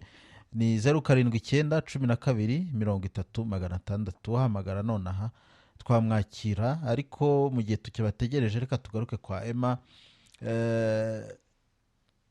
Gahunda imwe ntiyici iyindi. Hariya abantu bacururizaga muri ziriya quartier, Hotel Gloria wayivuze, manuka ku Nkuru Nziza, guca imbere y'ahahoze isoko. Ndabona hari uri kuri telefone, reka tubanze tumwumve. Halo, waramutse neza? Gabanya volume ya radio yawe tubashe kumvikana. Mwaramutse neza? Yego. Muravugana na Ndababona Isaie. Ndababona. Yego. Yego Isaie. Iriya serivisi twabonye nyine ari nziza nkatwe ku bamotari. Ariko hagati aho hari ikindi kibazo dufite. Ndabona nkatwe hariya imbere y'isoko hari icyapa cyacu. Imbere y'isoko rya Nyarugenge? Ya Nyarugenge. Ese twebwe icyo cyapa bakimuriye hehe? Babitubwira na downtown naho hageze naho hari ibyapa ariko bashyizeho amapave ariko babikuyeho. Natubariza nk'umuvugizi w'umujyi wa Kigali nyine akadusobanurira. Yego, urakoze Ndababona. Yego murakoze. Ndababona ati wagira ngo yarazi n'ikibazo ngiye kubaza kijyanye n'icyo utangiye kuvuga. Uburyo bumwe ariko ntibubangamire ubundi. Yaravuga ati ngende umumotari, hariya hahoze ibyapa byacu twaparikagamo ubu nta bihari. Abacuruzi bacururizaga hariya baravuga bati gucuruza bizagenda bite ko abakiriya bacu bazaga n'imodoka bagaparika. Yego. Muri make iyo urebye ibitekerezo by'abantu bagiye bavuga uko hariya muri quartier commerciale bimeze, nubwo harimo abibaza ngo ese biraza kugenda gute, ariko harimo n'abantu benshi usanga babyishimiye, cyane cyane abaguzi. Abaguzi ubona ko aribo babyishimiye kuko ibinyabiziga byinshi byari bihari, hari ukuntu byatumaga umuntu atajya guhaha neza yisanzuye. Hakongeraho ko iyo tugiye kuri ziriya modoka zahaparikaga hari abantu benshi bavuga ngo ese ngo parking ko muyihakuye, ariko buriya igitangaje ni uko imodoka nyinshi mu zabaga ziri hariya zabaga ari iz'abacuruzi. Wa wundi waje mu gitondo ni imodoka z'abanyiramaduka. Yego, z'abanyiramaduka yaje mu gitondo akaza agaparika ikahirirwa kugeza nimugoroba. Noneho ngiye uje guhaha ugasanga nta nubwo mpabonye parking. N'ubundi abaje guhaha twari tumenyereye nyine kujya muri parking zabugenewe ziri ahandi hirya no hino, kuko buri gihe hari habaga huzuye. Yanayikuramo gatoya nyine kwa kwikunda bagahita bashyiramo ikona buriya gushyiramo ikona nta nubwo byari byemewe twebwe mu mabwiriza y'umujyi wa Kigali, ariko nyine akaba yarahafashe yarahagize parikingi ihoraho. Uyu muntu wari waragize hari ahantu parikingi ihoraho usanga n'iriya modoka yigejeje hari atanayikoresha, uyu munsi yahawe bwa buryo bw'uko aramutse yayisize mu rugo akazana bisi, noneho iranamunyuza hariya irahanyuramo nyine. Bivuga ngo ushobora kubyuka mu gitondo ugatega bisi ikaza ikakugeza muri quartier commerciale, ugahita winjira mu iduka ryawe ugatangira gucuruza neza, nimugoroba ukongera ugafata bisi ukitahira cyangwa ugahaha bikihuta, utegereza indi ugaterekamo ibyo baba n'abahaha rero nabo nuko nguko kuza guhaha dusanzwe tubimenyereye kuhagera n'amaguru, abandi bagiye kuzajya bahagera n'iyo bisi. Mu by'ukuri urujya n'uruza rwa hariya rugiye kurushaho koroha, ariko birumvikana impinduka zose nyine ziba zifite akantu zishobora kuba zahinduraho mu gihe kataramenyerwa, cyangwa se n'abandi bagomba guhita bahindurirwa uburyo bakoraga, harimo nk'ubwo ngubwo bw'abamotari. Icyo twabwira abamotari ni kimwe nuko ikintu gikomeye cyane kitugora ku bamotari cyanatumye dutekereza kubashakira na parikingi ni ukuntu bahagarara aho babonye, kandi bagahagarara nabi, bagahagarara n'igihe baboneye. Buriya umumotari aje agiye gufata umugenzi hariya ku isoko agashaka uko yinjiramo neza, nk'uko n'ubundi n'imodoka zinjira hariya zigaparika ku isoko, cyangwa se afite n'umugenzi agiye kumukuramo, ntahagarare mu muhanda, ahubwo akinjira nyine yegera isoko aho imodoka ziparika, agakuraho umugenzi. Nta muntu wamuvuga rwose, ntabwo polisi ishobora kuza ngo ivuge ngira kwandikiye ngo kuko uri gukuraho umugenzi kandi wahagaze neza utabangamiye mu muhanda nta kibazo. Ikibazo rero gikomeye ni icyo ngicyo tubwira abamotari tubibutsa ngo nyaboneka iyo utwaye moto ntabwo iyo umuntu aguteze uhita ufrena ngo uhita uhagarara mu muhanda hagati, uzabone yuko n'imodoka nazo nyine zirabanza zigashaka ukuntu ziva mu muhanda zikabona guhagarara. Icyo nicyo gitera ikibazo gikomeye. Kuba rero parikingi yabo yahavuye birumvikana ni iyindi mpinduka yabaye, turaza kubyigaho turebe niba hariya hafi n'ubundi, kuko ni agace gato turi kunyuraho k'umuhanda ku isoko, ariko isoko riracyazengurutswe n'ubundi n'umuhanda, kandi haracyari na twa duhanda tundi dushamikiyeho. Buriya hari abantu bahita bitiranya quartier commerciale na quartier Matewusi. Ni ukuvuga ngo quartier Matewusi niyo haruguru yayindi ikunda kubamo ibintu byinshi byo gucuruza bitandukanye, mu gihe quartier commerciale ibamo ibindi bintu, ariko ntabwo bisa neza, ntabwo bisa byombi. Ariko icyo nashaka kuvuga nuko hagati y'izo nzira zombi, wa muhanda wo muri Matewusi n'uwo muri quartier commerciale, hagiye harimo utundi duhanda tugenda duhuza iyo mihanda yombi. Turiya duhanda rero natwo tugiye turiho parikingi ku ruhande. Izo parikingi zo ntabwo zavuyeho, kuko izavuyeho ni za zindi nyine ziri kuri uriya muhanda w'ingenzi bisi izajya inyuramo. Turaza kubivugana n'ababishinzwe turebe ahandi hantu dushobora kuvuga ko habaye iyo parikingi ya moto hariya hafi, ariko nabo tukababwira ngo na hariya hose muri quartier commerciale rwose ushobora kuzajya wihengeka neza ugakuraho umuntu, ukihengeka neza ugafata undi, ariko ugakora ku buryo atari bya bindi atahasanga wa mu security uri umucamande muri uko kwihengeka. Byose bigenda biterwa nuko twabyumvikanye, kuko buriya bariya abasekirite nabo ntabwo biha amabwiriza. Turakorana twese nk'inzego tukagenda tureba ngo ahangaha hakwiriye kuba hari iki, cyangwa se hari hakwiriye gukorerwa iki. Tukerekana nyine ibibujijwe bikwiriye guhanirwa n'ibyemewe umuntu ashobora gukora nta kibazo. Yego, twakwakira n'izindi telefone 0712 iyo niyo nimero wahamagaraho, 0712 mu gihe tutarabona indi telefone. Oben, hari utanze igitekerezo hano aravuga ati mufungure na biriya bice byiswe ka free zone, kuko nabyo bikoreramo abantu kandi turasa nkaho turi mu bwigunge. Biriya bice reka mbanze nakiriye umuntu tu. Halo Oui, Mwaramutse neza? mwaramutse. Yego, Mwatubariza umutumirwa se? turavugana nande? Na Jean Baptiste. Yego, Jean Baptiste. Hari igihe abo ba security nabo babangama bahari batagenda. Uri umumotari Jean Baptiste?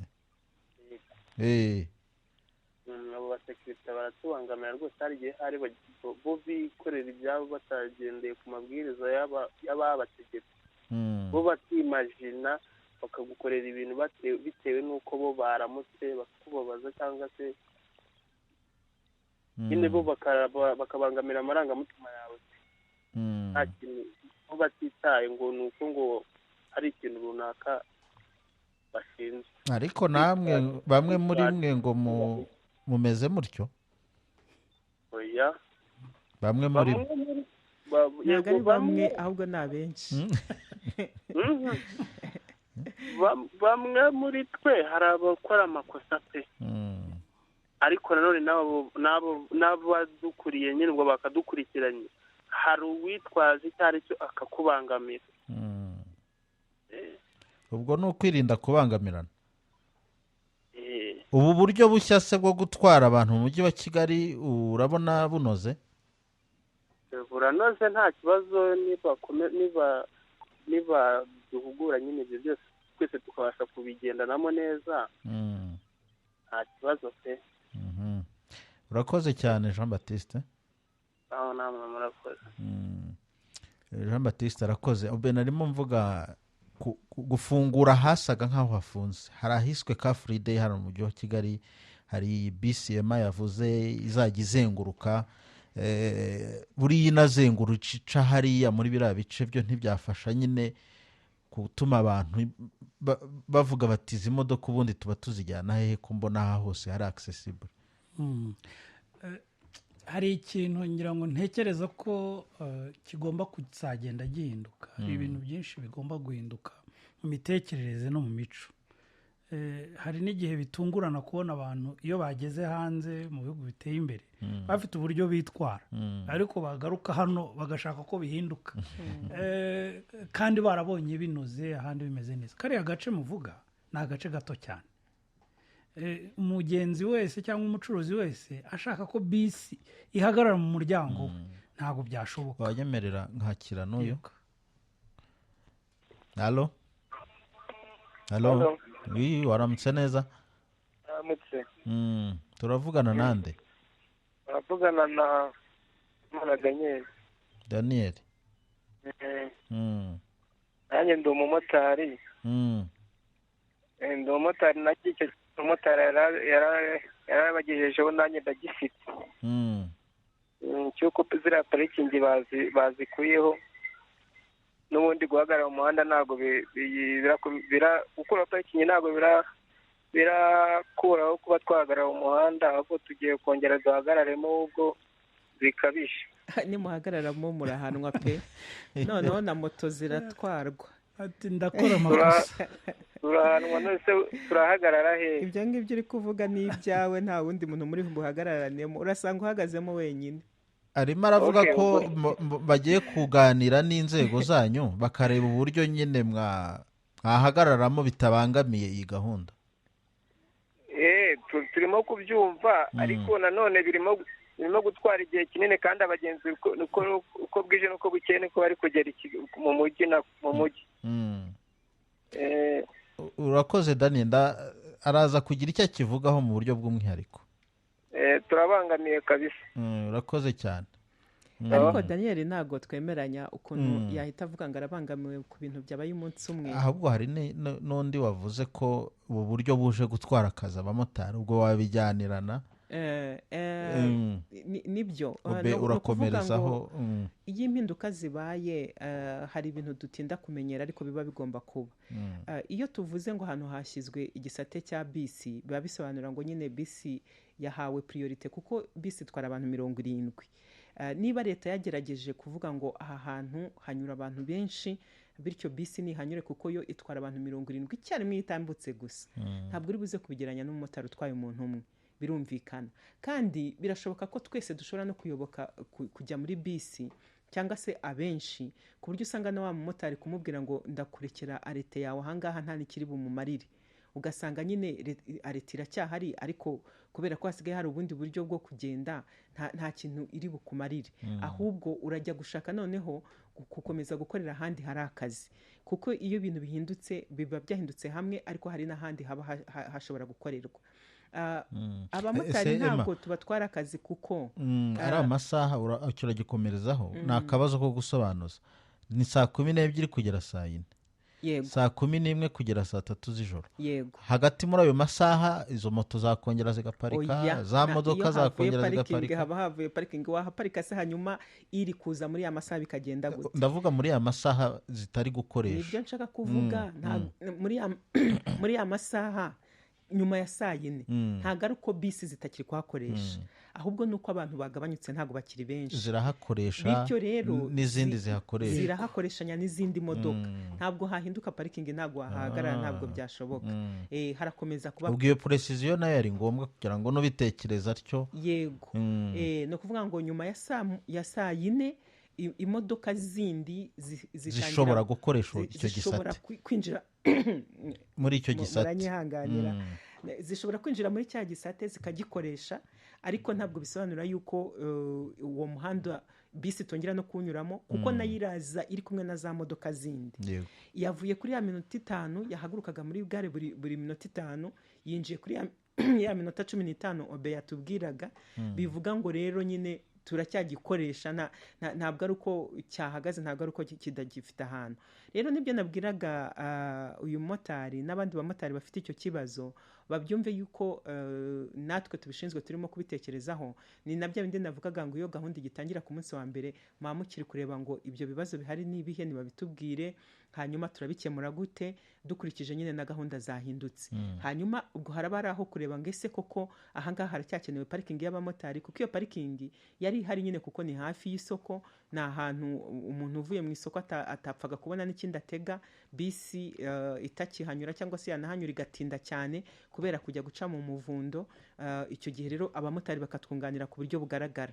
Ariko uyu munsi bisi irabiri kuhanyura buri kanya mu buryo bworoshye. Ushobora no gusanga rya soko ry'abamotari ryari rihari ritakiri rinini, ahubwo twebwe tukareba ngo noneho hahandi bisi itarashobora kujya gutanga izo serivisi hakenewe abamotari ni hehe, akaba ariho tubajyana. Ibyo ngibyo byose nibyo gutekerezaho rwose, reka mwizeze ko tuza kubitekerezaho. Noneho iyo isoko ry'abamotari ritagikenewe cyane ari benshi aho ngaho, icyo gihe bisobanura ngo nawe uzakomeza kuhanyura nk'umumotari kuko biremewe, ubu uri kunyura n'ubundi mu gisate kiri kunyuramo izindi modoka zindi zisanzwe zitwaye abantu bake, kuko nawe nk'umumotari ntiwibagirwe kuri muri bya binyabiziga bitwara abantu bari munsi y'8. Ni ukuvuga ngo hari ukuntu dukomeza kuvuga ngo abamotari, ariko tukibagirwa ko ntabwo ari bo bakora gutwara abantu mu buryo bwa rusange gusa cyangwa bwo gukorera amafaranga, ahubwo harimo na taxi voiture kandi zo zitwara 4. Ariko ni imodoka zose zitwara abantu bari munsi y'8. Mbonereho nanagisobanure, hari umuntu ejo wari kumbwira ati ese bisi ziva mu ntara zo ntago zemerewe gukoresha bus lane, ngo hariyo yarabonye zitwara abantu bari munsi y'8. Bisi ziva mu ntara ziriya nini za Kwasiteri. Kwasiteri ariko Kwasiteri zo ntago zemerewe gucamo, ko mbonye Kwasiteri ishoreranye n'izindi. Kwasiteri ziremewe guca muri iriya bus lane. Imodoka zose zifite abantu barenze 8 ziremerewe guca muri iriya bus lane. Ukongeraho za ambulance, ukongeraho n'izindi modoka zitabaye, niba ari imodoka igiye kuzimya umuriro ahantu runaka, za modoka nyine twita ibinyabiziga ndakumirwa. Niba ari cortege y'abantu runaka, izo ni imodoka ziba zemerewe guca muri iriya bus lane. Aho naho reka nkwakeho precision, hari amamodoka, hari amayunda ameze nk'utubisi, nk'amaminibus, hari ama-Avensis maremare, igira abantu 8, igira 7.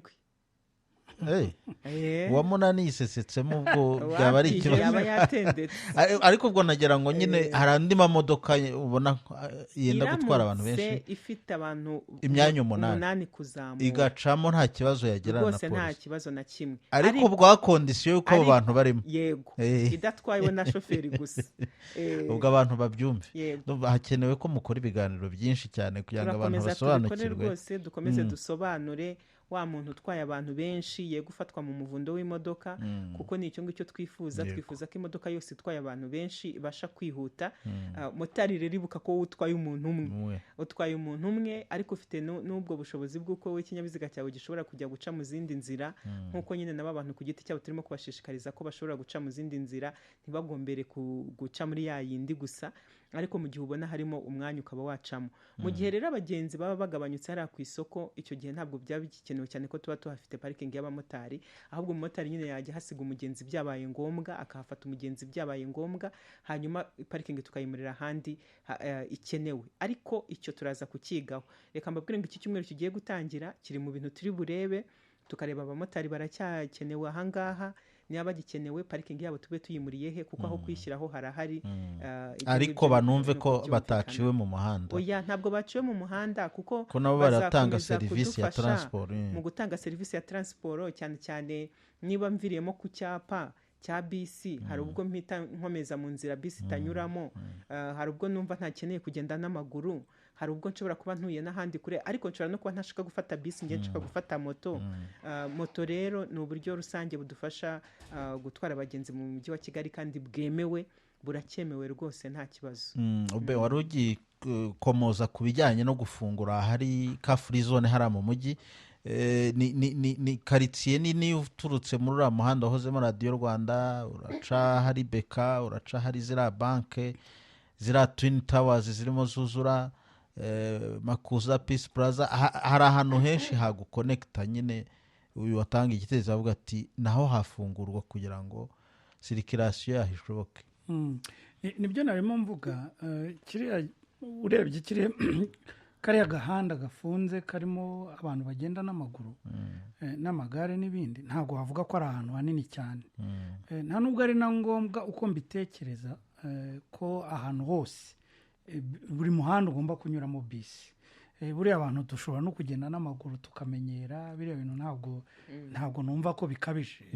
Hari bizafasha n'ibintu byinshi cyane no gukora ko gasiporo, ubuzima, kumva ko umuntu atagomba kuva mu modoka yinjira muri ofisi ajya gusaba serivisi.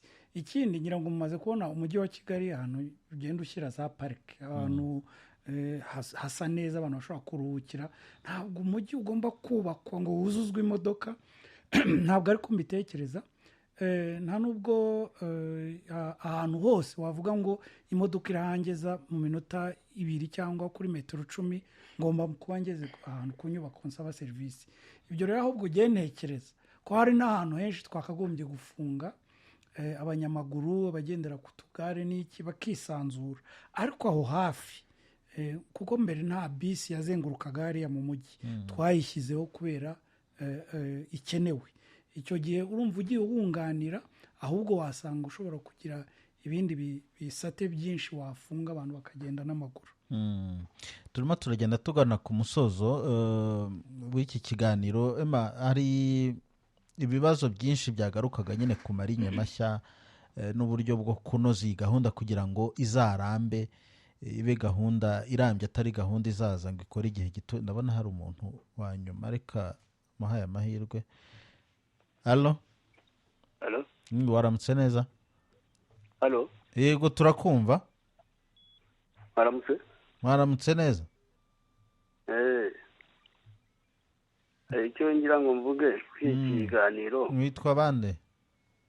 Muravuga na Fisto. Yego, Fisto. Ziriya bisi zo bakunda kwita ngo neshira umuteto, zishobora gupakira abantu bangahe, ko ari bapakira ugasanga ni nk'upakira imyaka. Itegeko ryo gupakira abo bantu ni bangahe? Ikindi, abamotari wenda mu mujyi ho bari babangamiye, kuko wajya gutambuka mutika kwitambika, wajya gutambuka mutika kwitambika. Bibaye byiza nuko wavuga ati moto zirabarizwa aha, wenda ntibikuye ko umumotari ashobora kuba akora ka sirikirasiyo ariko atari benshi, atari ikivunge, areba ko ari umugenzi yatora akegeka nko ku ruhande, akava mu muhanda agatora umugenzi. Ariko hari ujya gutambuka mutika kwitambika, ujya gutambuka mutika twitambika.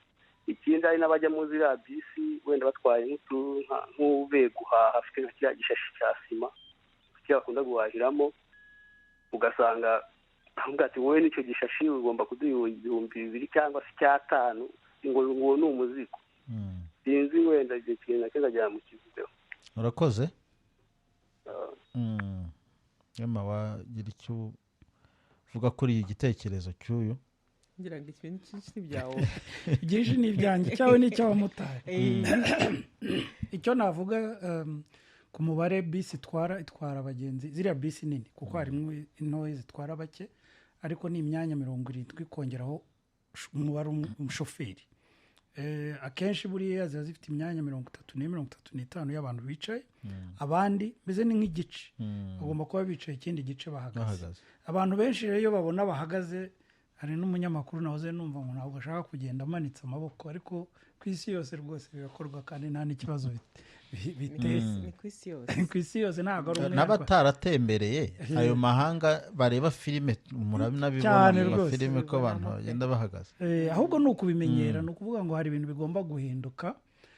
Ikindi yarabajije ngira ngo sorry ntabwo nyibuka neza cya kabiri ko yabivanze n'icy'abamotari ngira ngo cya nyuma ni uburyo bwo koroherana mu muhanda avuga ati abamotari se bashakirwa ahandi hantu ubwo ni ego icy'abamotari cyo numvaga yanyunganiye kuko yavugaga ati hariya barabangamiye hari ukuntu bakwitambika nyine bigaruka kuri bya bindi nahoze mbabwira ko bakwiriye kuzadufasha nabo nyine bakajya bakurikiza amabwiriza kuko na ya parikingi nyine baba bari gusaba urayibaha ariko wamara kuyibaha bakayihindura akavuyo nk'uko yabivugaga ugasanga baranarenga naho ukwiriye kubigarukira wa wundi wumvise wa wundi waje avuga ati mu muhanda tuzahaparika biba bitangaje ko umuntu atinyuka akavuga ati mu muhanda nzahaparika akigomekera no kuri radiyo akigomekera kuri radiyo kandi mu by'ukuri ntabwo turi igihugu kidakurikiza amabwiriza ashyirwaho iyo hadakurikizwa amabwiriza igihugu gihinduka akavuyo igihugu gihinduka nyine nabi kandi ntabwo ari byo twifuza gukora igihugu cyacu tumaze kukigeza ahantu hafatika abantu benshi bashima ntabwo nibaza ko dushobora kuba twakwemerera umuntu watekereza ibyo kwigomeka ku mabwiriza ngo agisubize inyuma. Nibutse sorry nibutse icyo yabajije wa undi yavugaga iby'ibisashi ngo byasima nagira ngo gitangeho mucyo n'amasuku n'imizigo. Icya mbere cyo twatanze amabwiriza y'uko umuntu afite agakapu katabangamira abandi bagenzi ni ukuvuga ngo ya myanya y'abantu bicaye ya myanya y'abantu bahagaze nta gakapu kagomba kuba kahari. Ni ukuvuga ushoboye gukikira agakapu ugashyira munsi y'amaguru biremewe. Ikitemewe ni ukwishyuza umuzigo. Shoferi ntabwo yemewe kwishyuza, abakozi ba ekofiriti n'abandi ntibemewe kwishyuza. Ibyo nyine ni fraude. Akazigo nta kuntu iyo ni fraude niba bashaka ahubwo namwe no kuzana n'imodoka zifite ahabika imizigo. Izi modoka nabonye nta hantu hajya imizigo. Ubundi nuko izi modoka zo mu mujyi ntabwo zigenewe kugendana imizigo. Ni agakapu ujyanye ku kazi, ni akantu gato cyane wakwitwara. Muri rusange ikibazo tugira nyine tugifite ariko tugenda tubimenyera buhoro buhoro. Turakiritiranya bisi zijya mu ntara na bisi zikora mu mujyi kandi mu mujyi nyine umujyi ugenda uhinduka ugira ibintu byinshi nk'abantu hariya bari barimo bavuga ngo muri quartier commercial ibintu tuzabitwara gute ariko turabizi ko hari abantu babyikorera. Hari abikorera ku mutwe, hari abikorera mu magorofani, hari abikorera mu buryo butandukanye.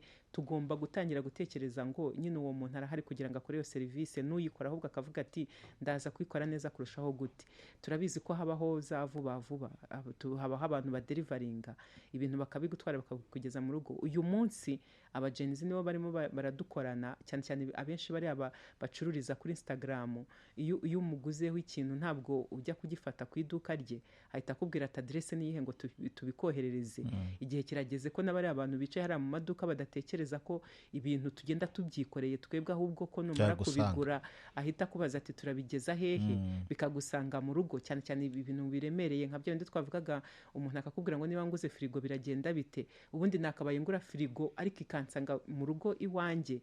Ibyo ngibyo rero ni cya cyerekezo turimo tugenda tujyamo. Bivuga ngo ni impinduka nyine zigenda ziza buhoro buhoro tukagenda tuzimenyera buhoro buhoro ariko na ba bacuruzi nyine bagende bumva ko nyine hari ukuntu amazi abatakiri yayandi hari iterambere aho riri kutuganisha. Ntabwo ukwiriye gukomeza gukora ibintu nk'uko byakorwaga kera. Abantu no kwemera kujyana n'impinduka. No kujyana n'impinduka ariko tukanajyana n'igihe kuko iyo utajyana n'igihe baba jene navugaga barimo kujyana n'igihe uzashiduka bagusize nyine inyuma wasigaye. Kigali ikeye kandi ifite umutekano. Hanyuma hari abavuga bati abafite imodoka zabo ku giti cyabo murashaka kubabuza umudendezo wabo mubakurira aho baziparikaga aho guparika handi mu mujyi wa Kigali harahari oya harahari henshi cyane, harahari henshi ibyo atabagira urwitwazo. Nongere nkigaruka urakoze no kugikomozaho. Ntabwo twigeze dukora parking mu mujyi wa Kigali hatagira umuntu byumva. Ntabwo twigeze dutegeka umuntu wari we wese gutega bisi. Ni amahitamo ye akurikije ubushobozi afite, akurikije ibihe igihugu kirimo, agahitamo icyo akora. Ahubwo icyo leta yakoze dukwiriye kuba tuyishimira cyane, ni ukuvuga ngo niba ngiye no kubikora atari n'amahitamo, ahubwo nkaba ngiye kubikora kubera ko nta kundi mfite nagira, ya bisi itwara abagenzi ku buryo bwa rusange ndasanga iteguye ikoze neza, kuko leta ifite inshingano nyine yo kudufasha gukora ibyo bintu byose byitwa ngo biri public, ibintu biri rusange, biba ari ibintu by'abantu bose, ni leta igomba kubitunganya bikamera neza. Ibaze noneho muri iri zamuka ry'ibiciro, iyo uba usanze imodoka uri buyiparike byanze bikunze kuko utakibasha kugura esanse, wajya no muri bisi ugasanga iracyamara isaha yose muri gare, iracyapakira nyine nk'amateke bimwe tuvuga twangaga, tugasanga nyine izo serivisi ntabwo zanogejwe. Ziri kunozwa rero kugira ngo nibura wowe ubikoze nk'amahitamo cyangwa se nawe ubikoze kuko wabuze ukundi wagira, usange birimo gukora neza. Ntabwo rero parikingi zavuyeho, ziracyahari. Nongera no kwibutsa abantu ngo nyaboneka mu gihe ugiye guparika, ibuka kumenya niba uparitse muri parikingi rusange cyangwa niba ari parikingi y'abantu bigenga, kuko parikingi y'abantu bigenga igira ibiciro bya buri parikingi bitewe n'ibyo bashyizeho ndetse n'amasaha uri buhamare, mu gihe kuri parikingi ya rusange ho hari amafaranga 200 ku isaha, bimwe bisanzwe duhabwa n'igazeti. Tukaba dufite ahantu ushobora guparika hariya kuri stade Inyamirambo, waparika Igahanga kuri cya kibuga cyakoreshejwe mu bihe by'amatora ya perezida, wakoresha hariya kuri stade Amahoro hafi kwa Rwahama, cyangwa se no muri gare ya Kabuga. Hamwe se haparitse za Move ku igice kimwe, yego. Hanyuma na hariya muri gare ya Kabuga naho buriya hari ahantu hanini rwose ushobora kuyisigamo ku mafaranga 200 ku isaha. No ubu usigaje kuza kureba ngo mfite n'ahandi nayisiga ntishyuye, birashoboka kuko byose ni amahitamo. Kandi ukanareba ngo urugendo ngiye gukora rusigaye maybe rurahenze kurusha esanse, 200 ku isaha, ubwo ni mugoroba wenda urakoresha amasaha 10 2,000, ariko litiro ya esanse ubu ni 2,900. Ikindi nanone ni uko ushobora kuba ushaka kwihuta kurusha ko ushaka no kugabanya icyo giciro, kuko uzi ko bisi iri bwihute, imodoka ukayiparika ukihuta bitewe n'ibyo ugiyemo. Ibyo ngibyo byose ni ibintu bishoboka, ni amahitamo. Ntabwo parikingi zavuyeho. Ahantu zavuye gusa ni hariya twanozaga muri quartier commerciale, kandi nkuko nabivugaga haruguru hari umuhanda wa quartier Mateusi, hari uduhanda tundi tujyaho, kandi hari kunyura bisi buri kanya ushobora kuba wakoresha, hari kunyura izo modoka z'abantu ku giti cyabo, izo za moto zose ziri kuhanyura.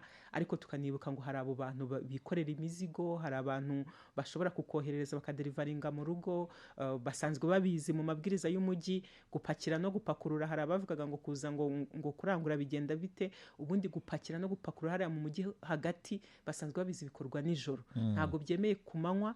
N'umuntu wazaga akisesekamo akabikora yabaga nyine ari kurenga ku mabwiriza, ubundi uwo nguwo aba agomba gucibwa amande. Ni ibisanzwe rero, ni ibintu tumenyereye rwose, nta cyahindutse. Ahubwo njye nabonye byahindutse byiza kurushaho. Nkuko nabivugaga, ni umunsi umwe gusa byabaye, twe kubikabiriza. Tugiye ahubwo kumara iki cyumweru tureba ngo ese twabikunze cyangwa se twabyanze. Ariko mfite icyizere menya ko byanga byo nkurikije uko mwabisobanuye nta birimo. Turasabwa kubikunda no kwemera ko bizaba ari na byiza. Ubwo kugira ngo tuzabikunde nimwe muzabigiramo uruhare, mwebwe Ecofleet Solutions. Mwiteguye mute kugira ngo iyi gahunda koko finally noneho abantu bazavuga bati tubonye ibintu bikunze muri uyu mujyi wa Kigali mu bijyanye no gutwara abantu n'ibintu? Murumva birimo ibintu byinshi. Ntabwo Ecofleet igenda ngo yitekerereze yonyine. Dukorana bya hafi n'umujyi wa Kigali, tugakorana bya hafi na minisiteri, cyane cyane na polisi. Ni ukuvuga ngo ni ibintu biba byaratekerejwe mu buryo bwagutse, kandi abantu boye gutekereza. Iyo abantu babonye hari ibyo nakwita initiatives inshyashya, bumva ko byagizwemo imbaraga na leta, ko bije kubangamira ibindi. Oya, ntabwo ari cyo bigamije. Ahubwo leta itanze andi mahitamo, kuvuga ngo buri gihe hari iki ngiki abantu bari bamenyereye ko bakora bajya muri quartier commerciale bateze moto cyangwa iki, ariko hari n'andi mahitamo leta yatanze. Aho guparika nanone hari andi mahitamo. Hari ibindi tuzagenda twagura mu za parikingi hirya no hino turimo turatekereza gushyiraho, baturutse za Ruyenzi, izo za serivisi mwahoze muvuga kugera za Nyamata, hari abavuga yuko Gahanga nta bisi hari. Ibyo byose ni ibintu turimo turakorera inyigo kugira ngo tuzarebe uburyo tubyagura. Ikindi navuze ubushobozi ku modoka, ikoranabuhanga turimo turashyiramo, ibyo byose ni bizadufasha kunoza ino serivisi. Gusa hari icyo twakwisabira abanyarwanda bagenzi muri rusange, kugira ngo bumve ikijyanye no kwitwarika. Hari abatinda akajya gukoza kuri bisi atarebye amafaranga afiteho, cyangwa se akamara nk'iminota 10 akajya kubikora ku munota wa nyuma. Ubu ko bisi zihuta ntabwo zizajya zitegereza abantu. Ni ukuvuga ngo umuntu agomba kuba ari tayari yapanze urugendo rwe, agatanga inzira bakoroherana, kuko hari umuntu uhagarara imbere akumva ko atari buveho ngo yatanze abandi. Kandi mu bworoherane ubundi iyo winjiye ugomba kugana inyuma kugira ngo n'abaza baze kwinjira. So ibyo byose ni ibintu dusaba kugira ngo tworoherane, tubagezeyo mu mutuzo, mu mudendezo, mu mutekano, tubahe serivisi inoze kandi yihuta. Ibindi isuku, abashoferi kuvuga neza, abandi babafasha customer care, tugenda tubishyiramo imbaraga kugira ngo abantu banogerwe n'iyo serivisi. Reka mbashimire cyane, murakoze. Urakoze cyane Obe Rukera, umuyobozi mukuru wa Ecofleet Solutions, wakoze kwitabira ikiganiro. Murakoze namwe. Ndabashimiye cyane Madame Macrodine Ntirenganya, umuvugizi w'umujyi wa Kigali, mwakoze kwitabira ikiganiro. Murakoze cyane. Abadukurikiye muri hirya no hino namwe ndabashimiye, abatanze ibitekerezo n'abahamagaye mwese mwakoze cyane. Ubwo twese tujyanemo kugira ngo iyi gahunda yo gutwara abantu mu buryo rusange hano mu mujyi wa Kigali izabe gahunda nziza kandi inoze. Mukomeze kunogerwa n'izindi gahunda Royal FM yabateguriye. Mwari kumwe nanjye Elias Nizeyimana.